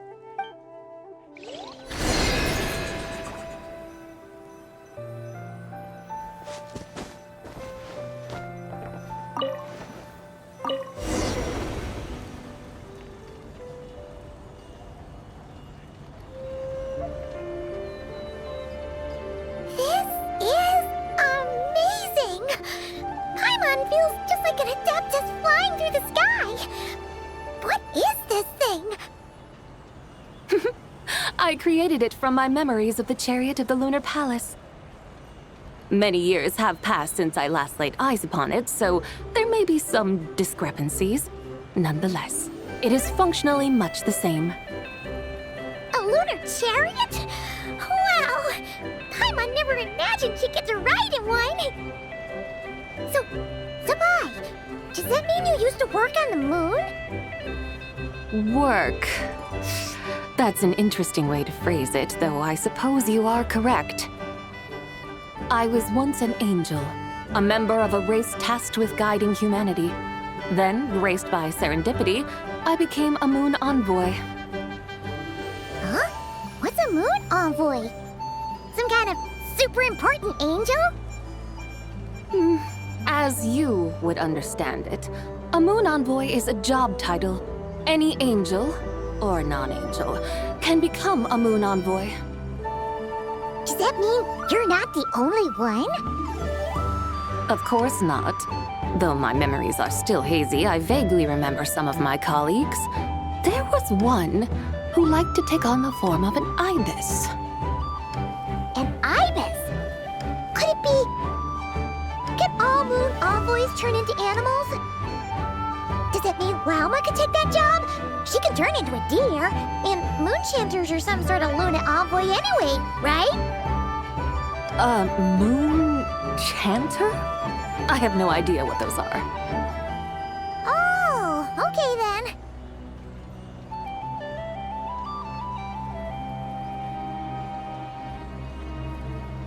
Look! Paimon thinks she saw a tea vendor over there! Very well. Let's take a look.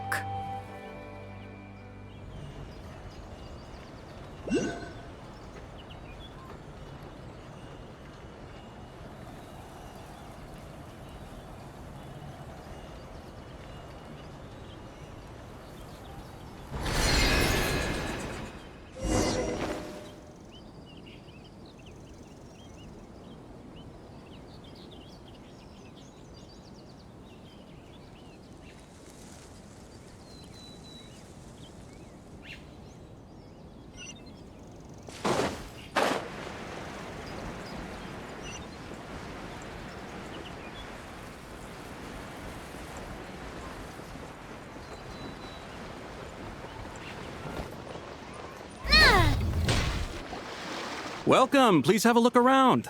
We only sell teas of the finest quality sourced directly from Chaoying Village. Right now we're offering a special discount for Lantern Rite. Look over there! Discounted tea! Dear customers, are you looking to purchase some tea leaves? I can see from your bearing that you are no ordinary customers.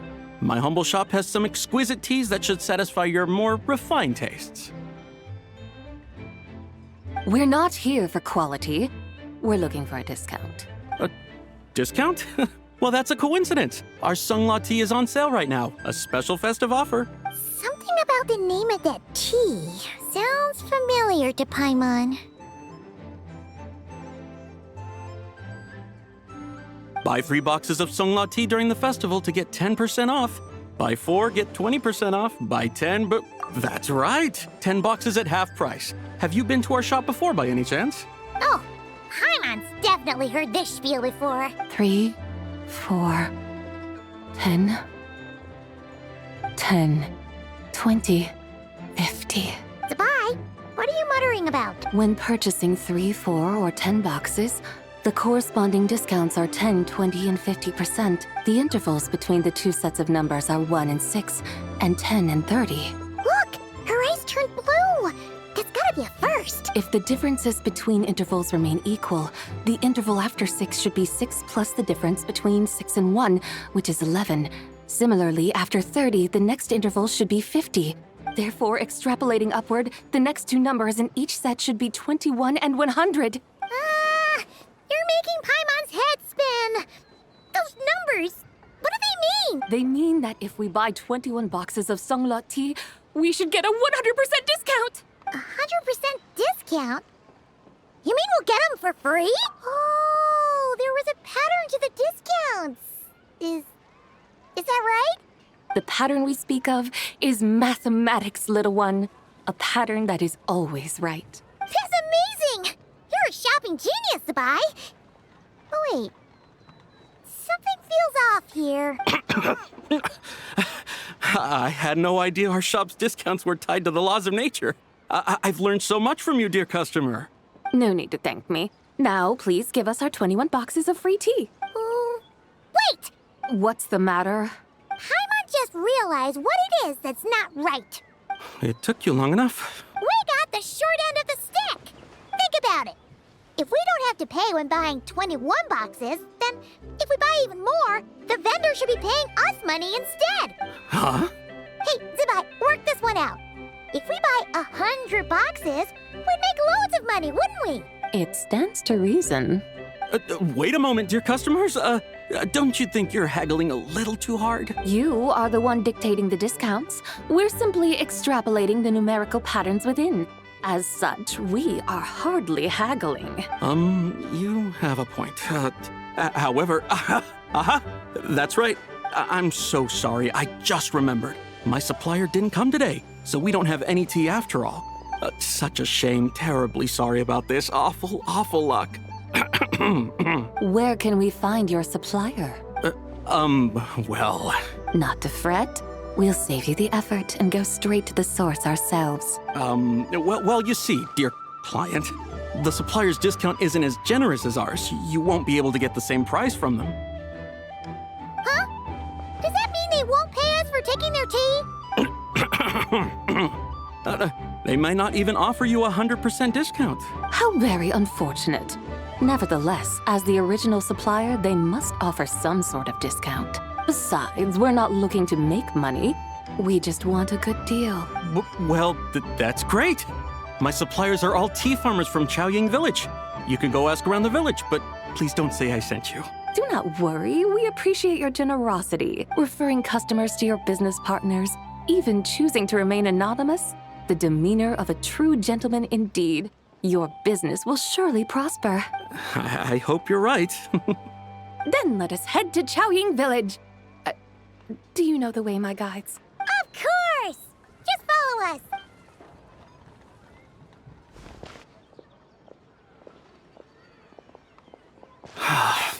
What otherworldly beings were those?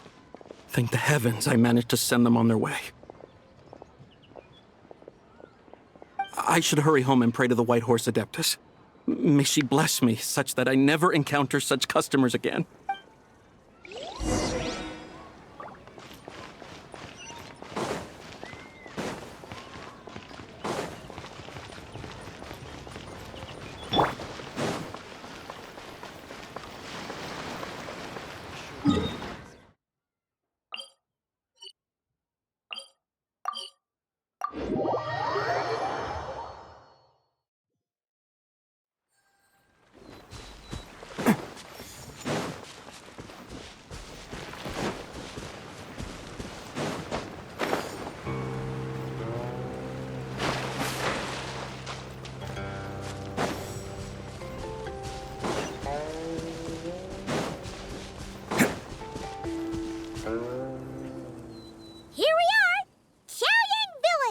The mountains and waters are pristine.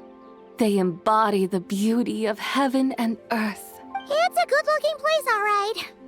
But it's hard to enjoy the scenery when Paimon can't stop thinking about all that tea-buying Mora we're missing out on. Should fate dictate, Mora will find its way to you sooner or later. Well, Morak certainly finds us often enough. He even sought us out in person this lantern rite. For now, let's look around and see if any tea farmers are selling their crop. We'll be able to see more clearly from up high. Let's take to the sky and enjoy the beautiful scenery while we're at it.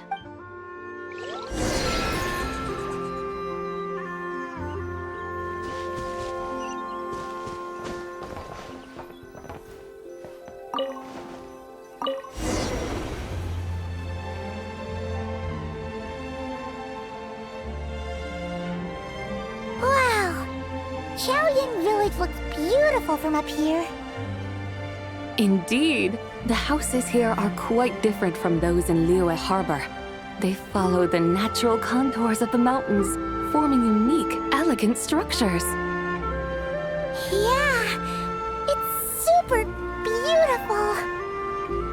The white walls and dark tiles frame the emerald waves of the terraced fields, while the curved eaves and tall gateways juxtapose each other with grace. It's almost too beautiful to be true. The crowing of roosters and barking of dogs, the calls of farmers working the fields, a vibrant pastoral chorus overflowing with earthly vitality. Yeah, it's incredibly beautiful, huh? Have you studied the linguistic arts by some chance? Huh? Your vocabulary for beauty seems rather constrained. Paimon knows how to say pretty as well. I see. Now then, let's take a look around and see if we can find any farmers selling tea.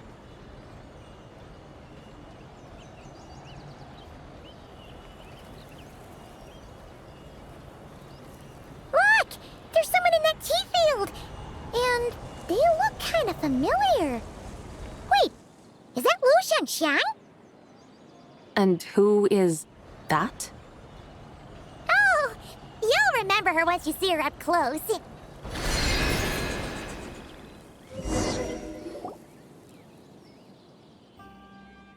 there, Lu Shanxiang! It really is you! Huh? Paimon, Traveler, and the White Horse Adeptus. Fancy seeing you here. The White Horse Adeptus has a name now. You can call her Zabai. And you are... Wait. I remember now, you're... Don't say anything about food poisoning or fish. You're the young lady who wanted to rise above the rest, are you not? Yes, that's me, but I'm in a bit of a state right now. At best, I can say I've fallen below them. Fallen below them? What happened? Like I said the last time we met, I'm being punished according to family rules. My father, mother, grandfather, grandmother, other grandfather, other grandmother. Oh, that's a lot of family members. Yeah, and on the night of Lantern Rite, they held a family meeting to discuss my situation. So, they do care about you. There's no doubt they care. But they think that since I caused all that trouble in Liyue Harbor, it shows I can't be trusted on my own. They decided to ground me. Ground you? Yeah, though they're not confining me to my room. Instead, I have to personally nurture a tea seedling until it grows big enough to be sold at market. Aw, a tiny little tea baby. Do they want you to experience what it's like to be a parent? It's supposed to cultivate my character and temperament. They say this will help me calm down and reflect on my issues. What happened in Liyue Harbor really wasn't your fault. Oh well, at least this punishment doesn't sound too harsh. So, how long will it take for the little tea baby to grow? Actually, I don't know. I've never grown a tea tree before. It usually takes 2 or 3 years. 2 or 3 years? Yes, the tea in this garden requires 2 or 3 years to mature. That long? Zabai, you're not making this up, are you? How do you know so much about growing tea? When the plants thrive and grow, that is the meaning of my name. I can tell at a glance when their season of ripening will come. Do I really have to waste 2 or 3 years here? Why is this happening to me? I'd only just found my direction in life. Yes, during the night of Lantern Rite, I heard many people reciting poems from Long Gone in praise of the moon. In that moment, I suddenly felt a great sense of pride. I mean, I helped excavate cultural artifacts from Long Gone, so I contributed to the revival of these poems too, right? So I decided to stay with the archaeological team. I want to unearth even more history. I see. And are you sure that's what you want to do? If you don't achieve anything significant in the years to come, will you still enjoy it? Yes, because archaeology gives me that boom shakalaka feeling. Wait, did Xiangling teach you that? That's right. I was asking her for advice. She said that if something gives you that boom shakalaka feeling, then it has to be worth pursuing. I immediately thought about how, when I'm excavating in the ruins, I always feel like there's a ghost standing beside me, and not in a spooky way. It feels like my great-great-great-great-great-grandmother patting me on the shoulder and saying, "Keep going. You're about to rediscover some grand ancestral knowledge." Right? It feels like I've made some kind of connection with my ancestors. Isn't that amazing? Since you've made up your mind, you should give it your all. And I'd love to, but I'm still grounded. Run away, summon up a little boom shakalaka, and leave the tea garden behind. Flee this village. That might be going a bit far. You don't want to lead others astray, Zabai. Yeah! Tell them about your great-great-great-great-great-grandmother. She must be the most super-duper ancestor to have ever risen above the rest, right? I'd be better off telling them about the White Horse Adeptus. After all, she's the supreme riser above the rest who saved my great-great-great-great-great-grandmother. Then it's settled. Tell your family that your decision has my blessing. Thank you, Tsubai, but I don't think cosplay is going to work on them. They won't listen. They don't need to listen. You need only follow the rules they've set out for you. What do you mean? As I'm sure you know, some ancient texts refer to the White Horse Adeptus as the Daughter of Time. My family history contains such records, but what of it? If the White Horse Adeptus were to manipulate time to make your tea seedling grow overnight, then you'd be free, correct? Is that how it works? If the White Horse Adeptus were to really get involved, my grandfather would let me leave right away. But who really believes that she'd show up and help? It's not as if you have any other options. Why not try calling out for help? It won't cost you any more. Guess I might as well. I've got no better ideas anyway. White Horse Adeptus, if you can hear me, please save me from my predicament.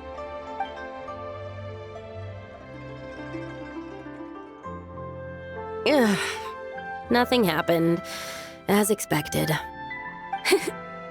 Perhaps the White Horse Adeptus has already heard your prayer. Why not come back here tomorrow and take a look? By then, the seedling you planted may well have grown into a thriving tea tree. Thank you, Tsubai, for trying to comfort me. I do feel better now, kinda.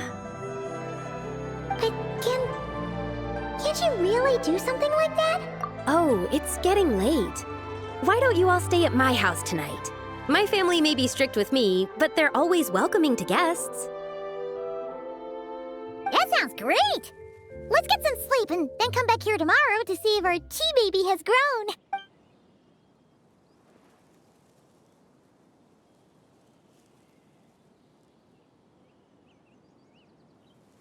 Oh, the tea tree! Whoa! Your tea baby is all grown up! Indeed, it has grown into a mature tea tree that can stand tall in the face of wind and rain. How is this possible? It must be the work of the White Horse Adeptus. Her prayer must have moved her. Are you sure? Perhaps she heard your prayer and chose to answer the call. She once saved my great-great-great-great-great-grandmother. This time, she saved me. That's incredible! Your family must be blessed by the White Horse Adeptus. I guess so. I need to tell everyone the news right away. They'd better. Since this is the will of the White Horse Adeptus, I don't see how they could object. Go. And if you run into any more trouble, call out to the White Horse Adeptus just like yesterday. Thank you so much. Paimon really thought you were going to use Adeptal energy to make the tea baby grow, Zabai. When an Adeptus exerts effort, consuming their energy, is that not using Adeptal energy?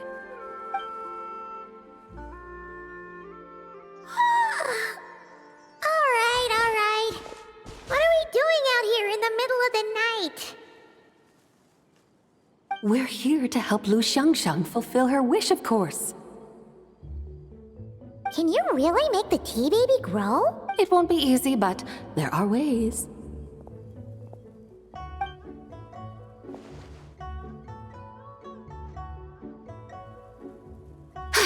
There, it's grown.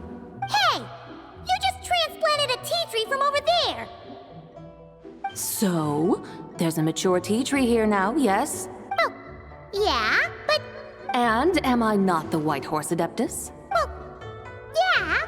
Is this tea tree then not a manifestation of the White Horse Adeptus's will? You're...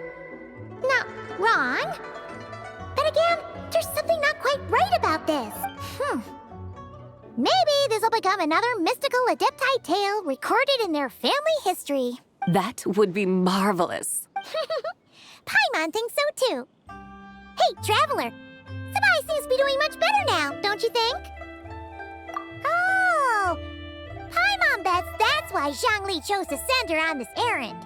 That's a great idea! We've already shown her Liyue Harbor, Yulong Wharf, and Xiaoying Village. How about we head to Qingce Village next? Qingce. That name sounds familiar.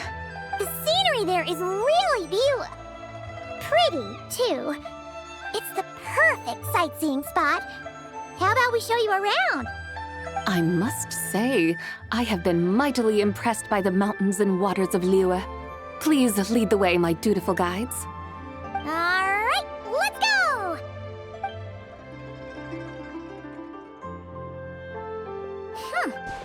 Paimon can't help feeling like we've forgotten something. Pay it no mind. I've already forgotten more than you will ever know.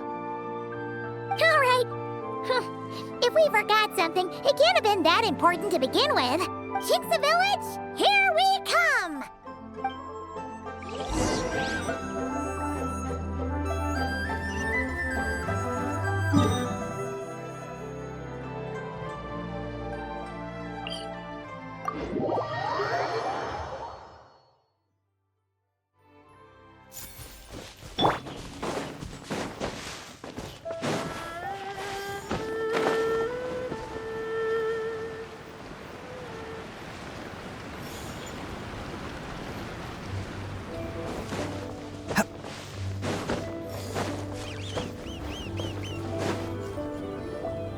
We should plant cucumbers. We should plant canola. We should plant cucumbers. They're easy to sell. We should plant canolas. The flowers are pretty. What are you arguing about, little ones?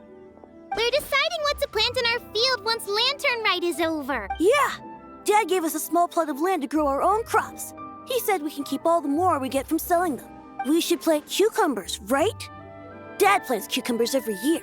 We should plant canolas. We can press the seeds for oil. It smells good and sells for a good price. Ah, an agricultural debate. This should be easy to sort out. Granny, are you a farmer? Could you tell us what to do? Granny? What did you just call me, you rapscallion? Oh no, her eyes are gonna turn red again. It's just, my granny smells really nice, and you smell nice too, so... Sorry. How about we call you Auntie instead? Auntie? Oh, all right. Big Sis Zabai, can you help us decide whether we should grow cucumbers or canolas in our field? You little rascals! Using priceless land like this just for cucumbers and canolas? What a waste of heaven's gifts! Huh? What should we plant instead? With the coming of spring, when all things awaken, the fields should be sown with the 5 grains. What are those? The 5 grains are life's staples, the heart of the people's table.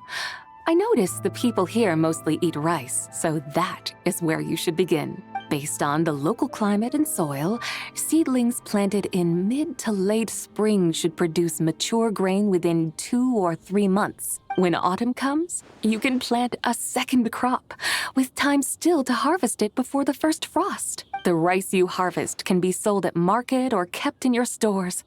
It's a far better choice than cucumbers or canolas. Oh, but Big Sister Zubai, I like canolas. That's no issue. It is unsuitable for continuous cropping in any case. You can rotate it with rice to maximize your yields. After the second rice harvest, around wintertime will be the perfect opportunity to sow their seeds. And when they mature in mid to late spring, you shall be just in time to sow the first rice crop of the year in turn. This way, your field will sustain balance. Rice and canola in a harmonious cycle. Wow! That means we'll have crops to harvest all year round! Wait a minute! If rice and canola take up the whole year, what about my cucumbers? A firefly dares rival the brilliance of the moon? In what twisted universe should cucumbers vie for land with rice? Big Sis Zubai! You're going to hurt Lil Bee's feelings! Auntie hates cucumbers! Stop crying this instant! I meant that cucumbers are simple enough to grow. There's no need to devote a whole field to them. Just find an empty corner of your yard, scatter some cucumber seeds in the earth, and before you know it, you'll have a thriving patch of vines. Cucumbers delight in sunlight and moisture, but they suffer in cold weather. If you wish to plant them this early in the year, you should make sure they're protected from frost.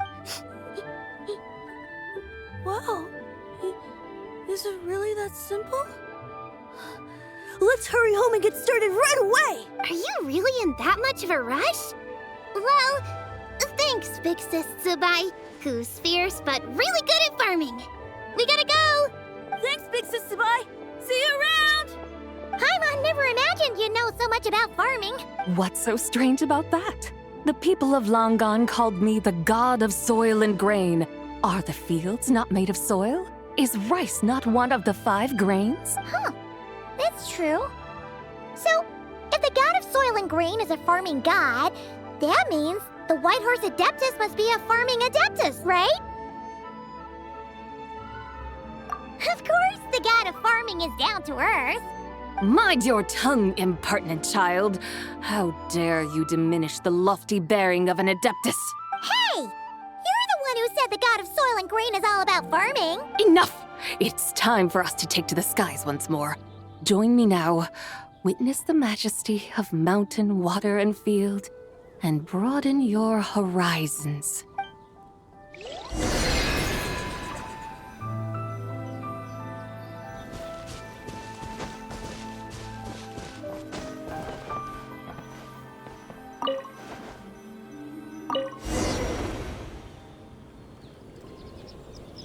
Wow!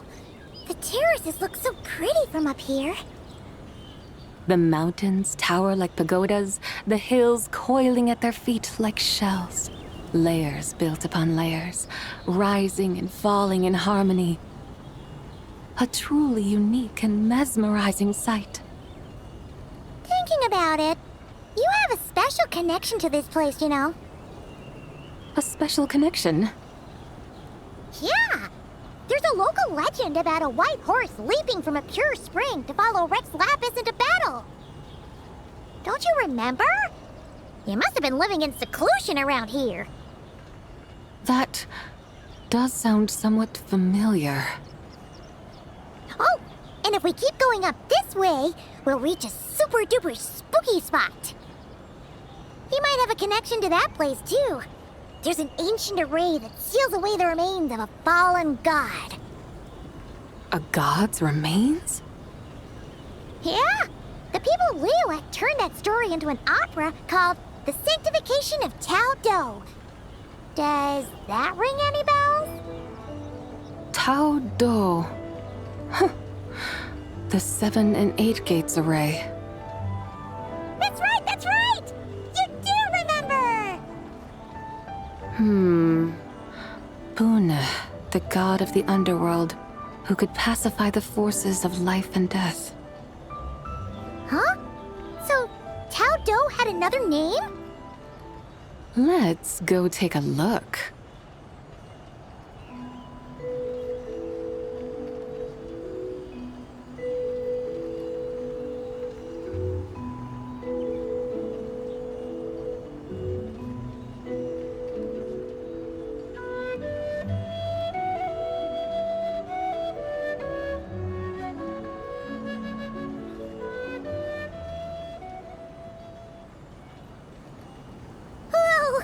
We've arrived at Wulwang Hill.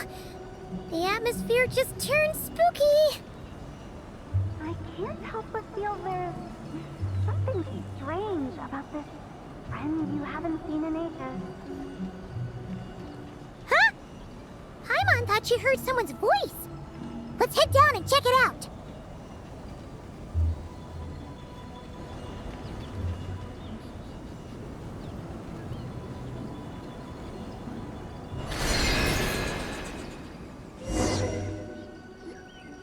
I can't help but feel there's something strange about this friend you haven't seen in ages. Strange? Whatever do you mean? Her strangeness defies description. This Miss Zabai is a full-blown enigma, don't you think?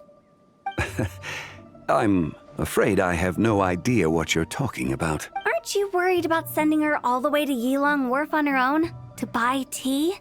What if she gets lost? Where there are people, there are paths. Now I'm the one with no clue what you're saying. She can ask for directions. And then what? She will meet strangers in unfamiliar lands, build friendships, part ways. Hers will be a long journey indeed. The further the journey, the more footprints one leaves behind. The deeper those footprints, the harder it is for time to erase them. Ah, so you want her to make new friends. I see. But from what you say, it sounds as though she's not from Liyue. I believe she was not, but perhaps she will be. You're sounding stranger by the second. Huh. Oh, over there. Oh, look who's here. Hu Tao! Zhangli! What are you doing here?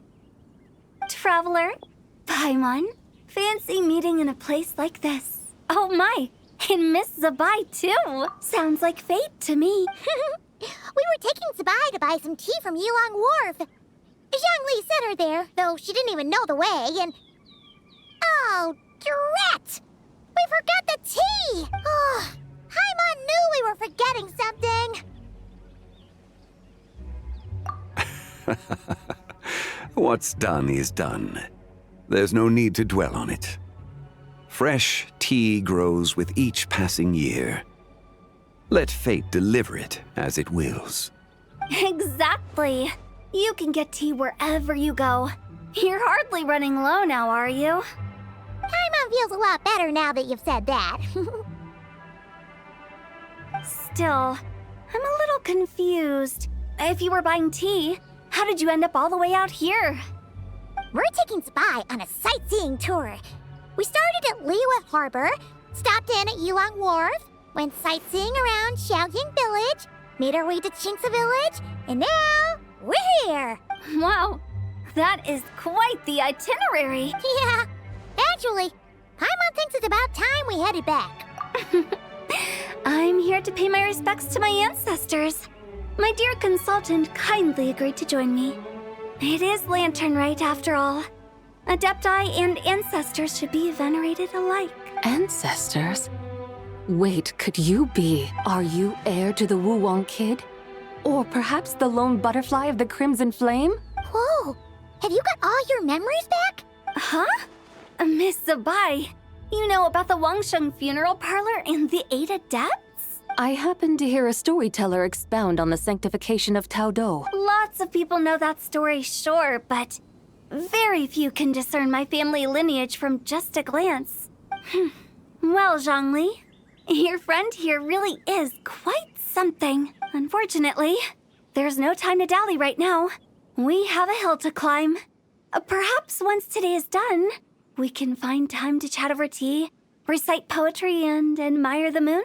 That would be wonderful, Director Hu. Oh, and before we go, you've been traipsing around all day. I suggest you stop off at the Wangshu Inn on your way back for a good night's rest. Wouldn't do to exhaust yourselves, Don't mention it. All right, we'll take our leave now. See you later. Hotel's so thoughtful. Why don't we follow her advice and stay at the Wangshu Inn tonight? Sabai, you can see the whole of Dihua Marsh from up there. The view's amazing. Plus, you can sample Smiley Yin-Xiao's cooking. Wangshu, an intriguing name. It couldn't hurt to check it out. Awesome! Let's go!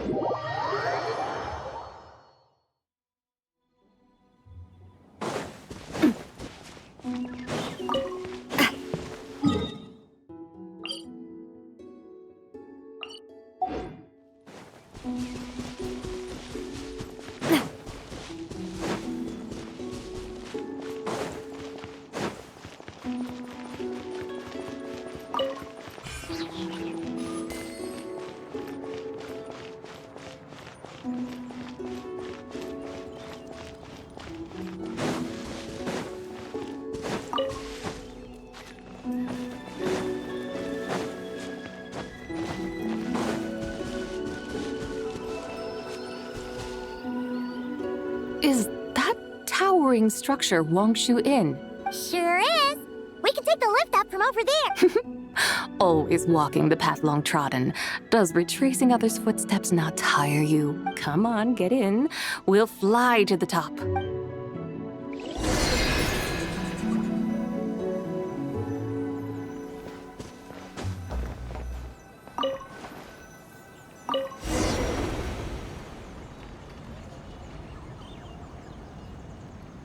Are we really going to fly up to Wangshu Inn? Isn't that a bit showy? All the guests are going to see us. Is that a bad thing? To be able to witness an Adeptus.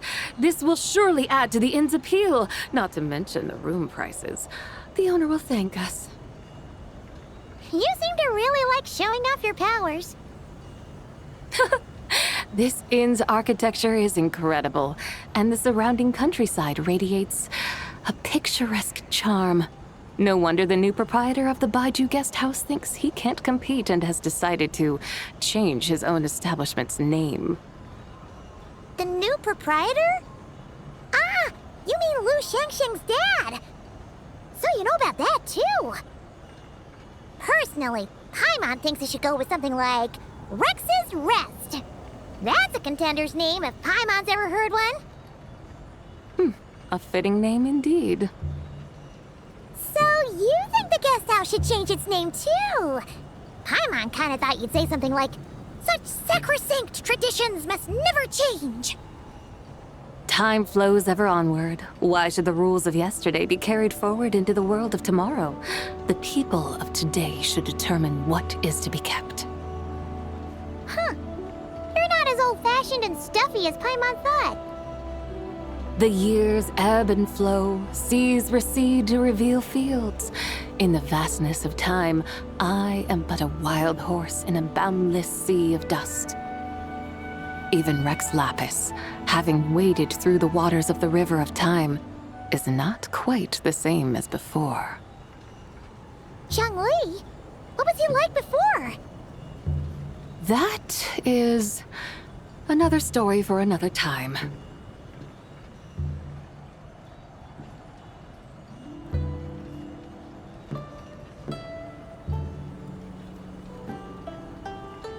We have arrived.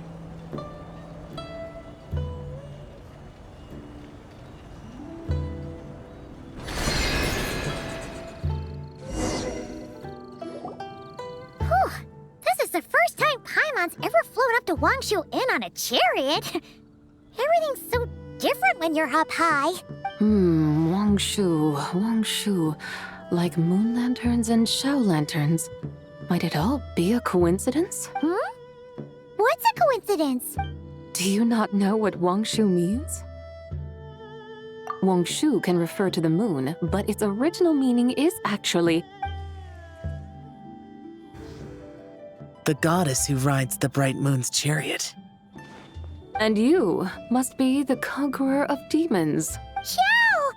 Paimon was wondering if we'd disturbed you by flying down from the sky. Not at all. I sensed an unusual presence long before you arrived, though I didn't expect it to be you in a flying chariot. Ah, a witness at last. I was starting to think we should fly a bit lower. It would be awfully dull if no one ends up marveling at my lofty bearing. No need. This is already showy enough. I'm not one to do good from the shadows, as Rex Lapis is wont to do. Then you must be... Nay, I'm only cosplaying as the White Horse Adeptus, in truth. Cosplaying? What's that? Ugh, ignore her nonsense. She's a genuine article. The one and only, completely authentic White Horse Adeptus. It's just, Xiao, did Zhongli say anything about her being a teensy bit...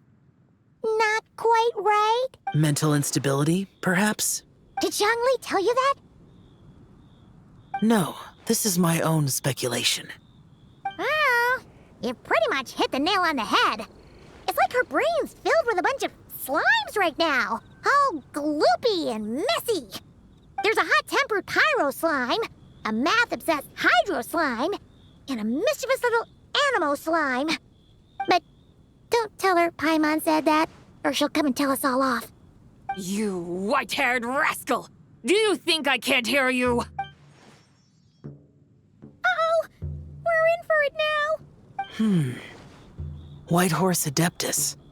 You must be wary from your journey. Why not take a rest? Oh, yes! You must be hungry, right, Sabai? Help me get some food. Oh, the chef here is incredible!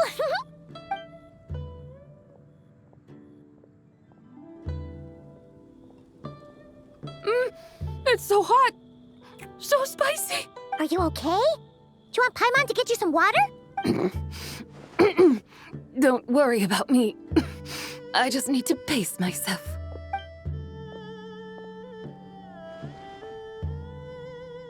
So, regarding your friend and her condition, does even the Lord of Geo have no solution? Zhongli said we should wait and she'll get better on her own.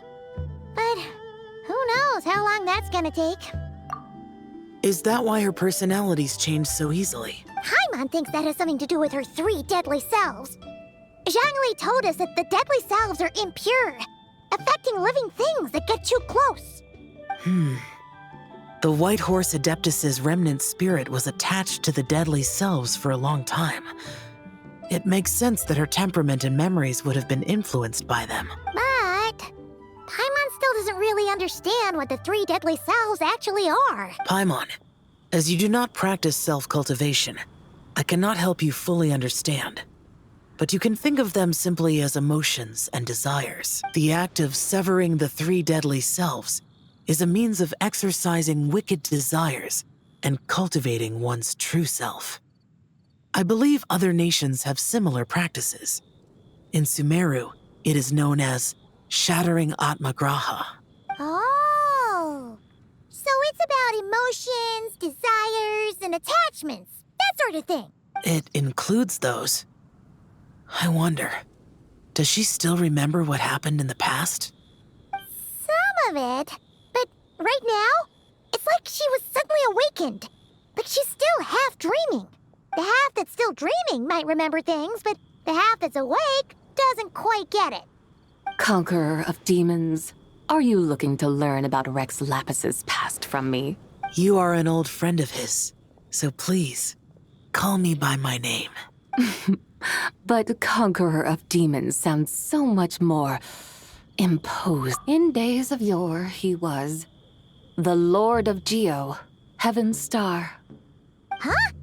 You said the same thing the day you came back. But what does it mean? I'm afraid I can't remember. Hey!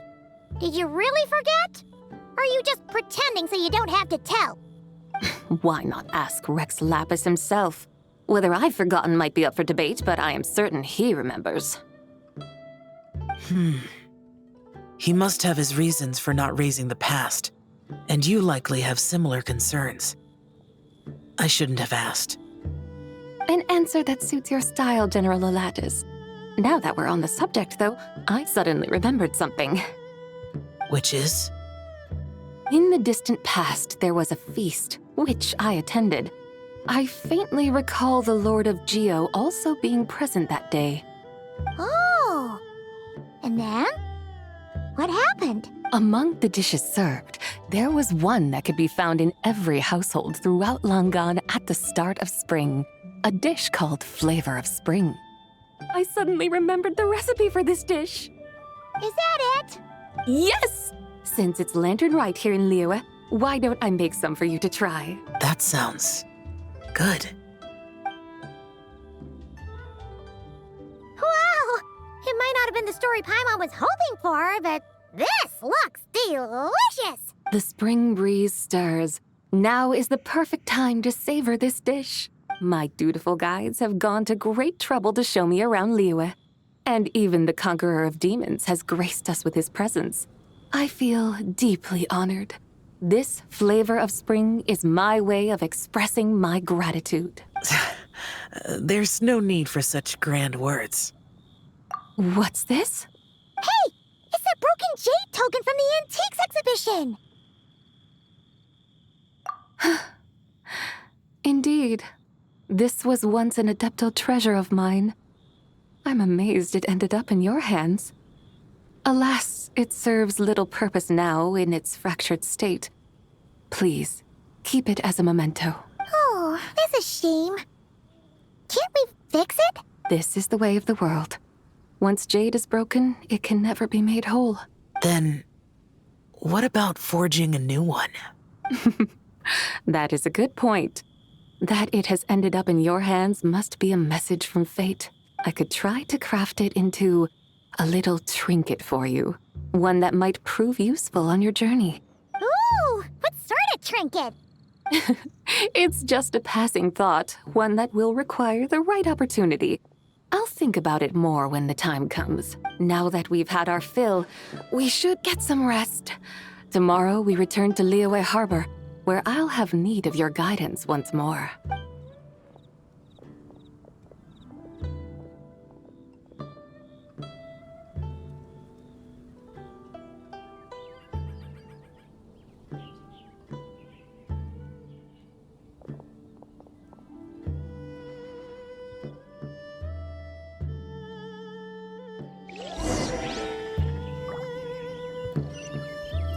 Howdy.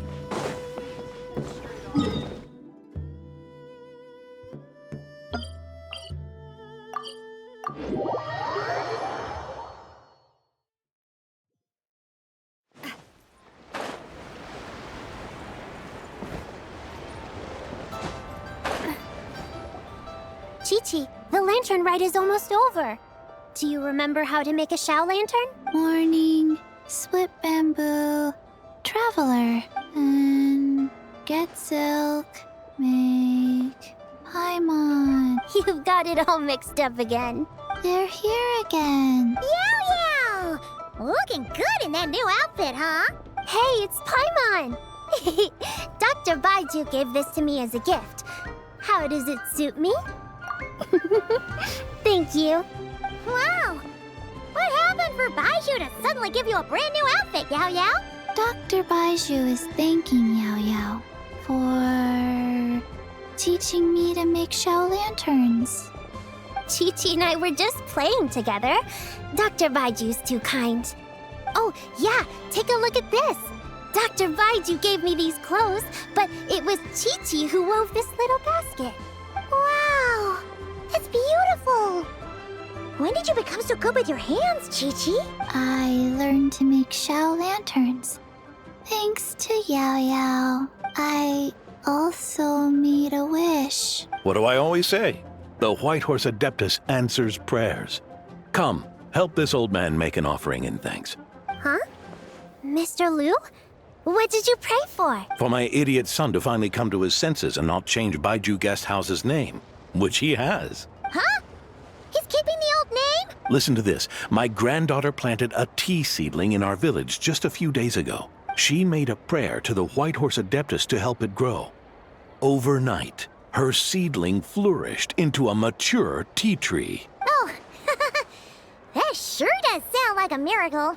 Could the White Horse Adeptus really have helped it grow? Of course she did. Oh, White Horse Adeptus, how blessed is our family over whom you keep watch. Truly, this is an extraordinary miracle. You must record it in your family history without delay. Of course. Huh? Is that you, Miss Zabai? Indeed. I have a long-term booking at your guest house. Yes, I recall. Mr. Zhongli said to charge your expenses to the Wangsheng Funeral Parlor, if I remember correctly. That Zhongli. Always making trouble for poor Hu Tao. I noticed when you were here last that you bear a striking resemblance to the pictures of the White Horse Adeptus in my family history. You both have golden eyes. Perhaps fate has had a hand in our meeting. And a glad meeting it is, Miss Zabai. Now, why don't I gift you some tea from my garden to celebrate this encounter? We grow Sunglaw tea there, and it has quite the reputation throughout Yilong Wharf. I hope you will accept it. Oh! Sunglaw, buy 10 boxes, get half off teas. Back on the menu. Buy 10 boxes, get half off? Don't be silly. This is a gift. It's free. Woohoo! Nice! Thank you so much, Boss Lu. There's no need to thank me. You're a visitor from out of town, which makes you an honored guest. Make yourself at home. Lantern Rite may have ended, but the streets are still bustling with activity. Make sure to take everything in, meet some new friends, and enjoy your time here. And that goes for you kids as well. Happy Lantern Rite. Got it, Mr. Lu. Happy... Lantern Rite. Yeah! Happy Lantern Rite, everyone! Happy Lantern Rite indeed.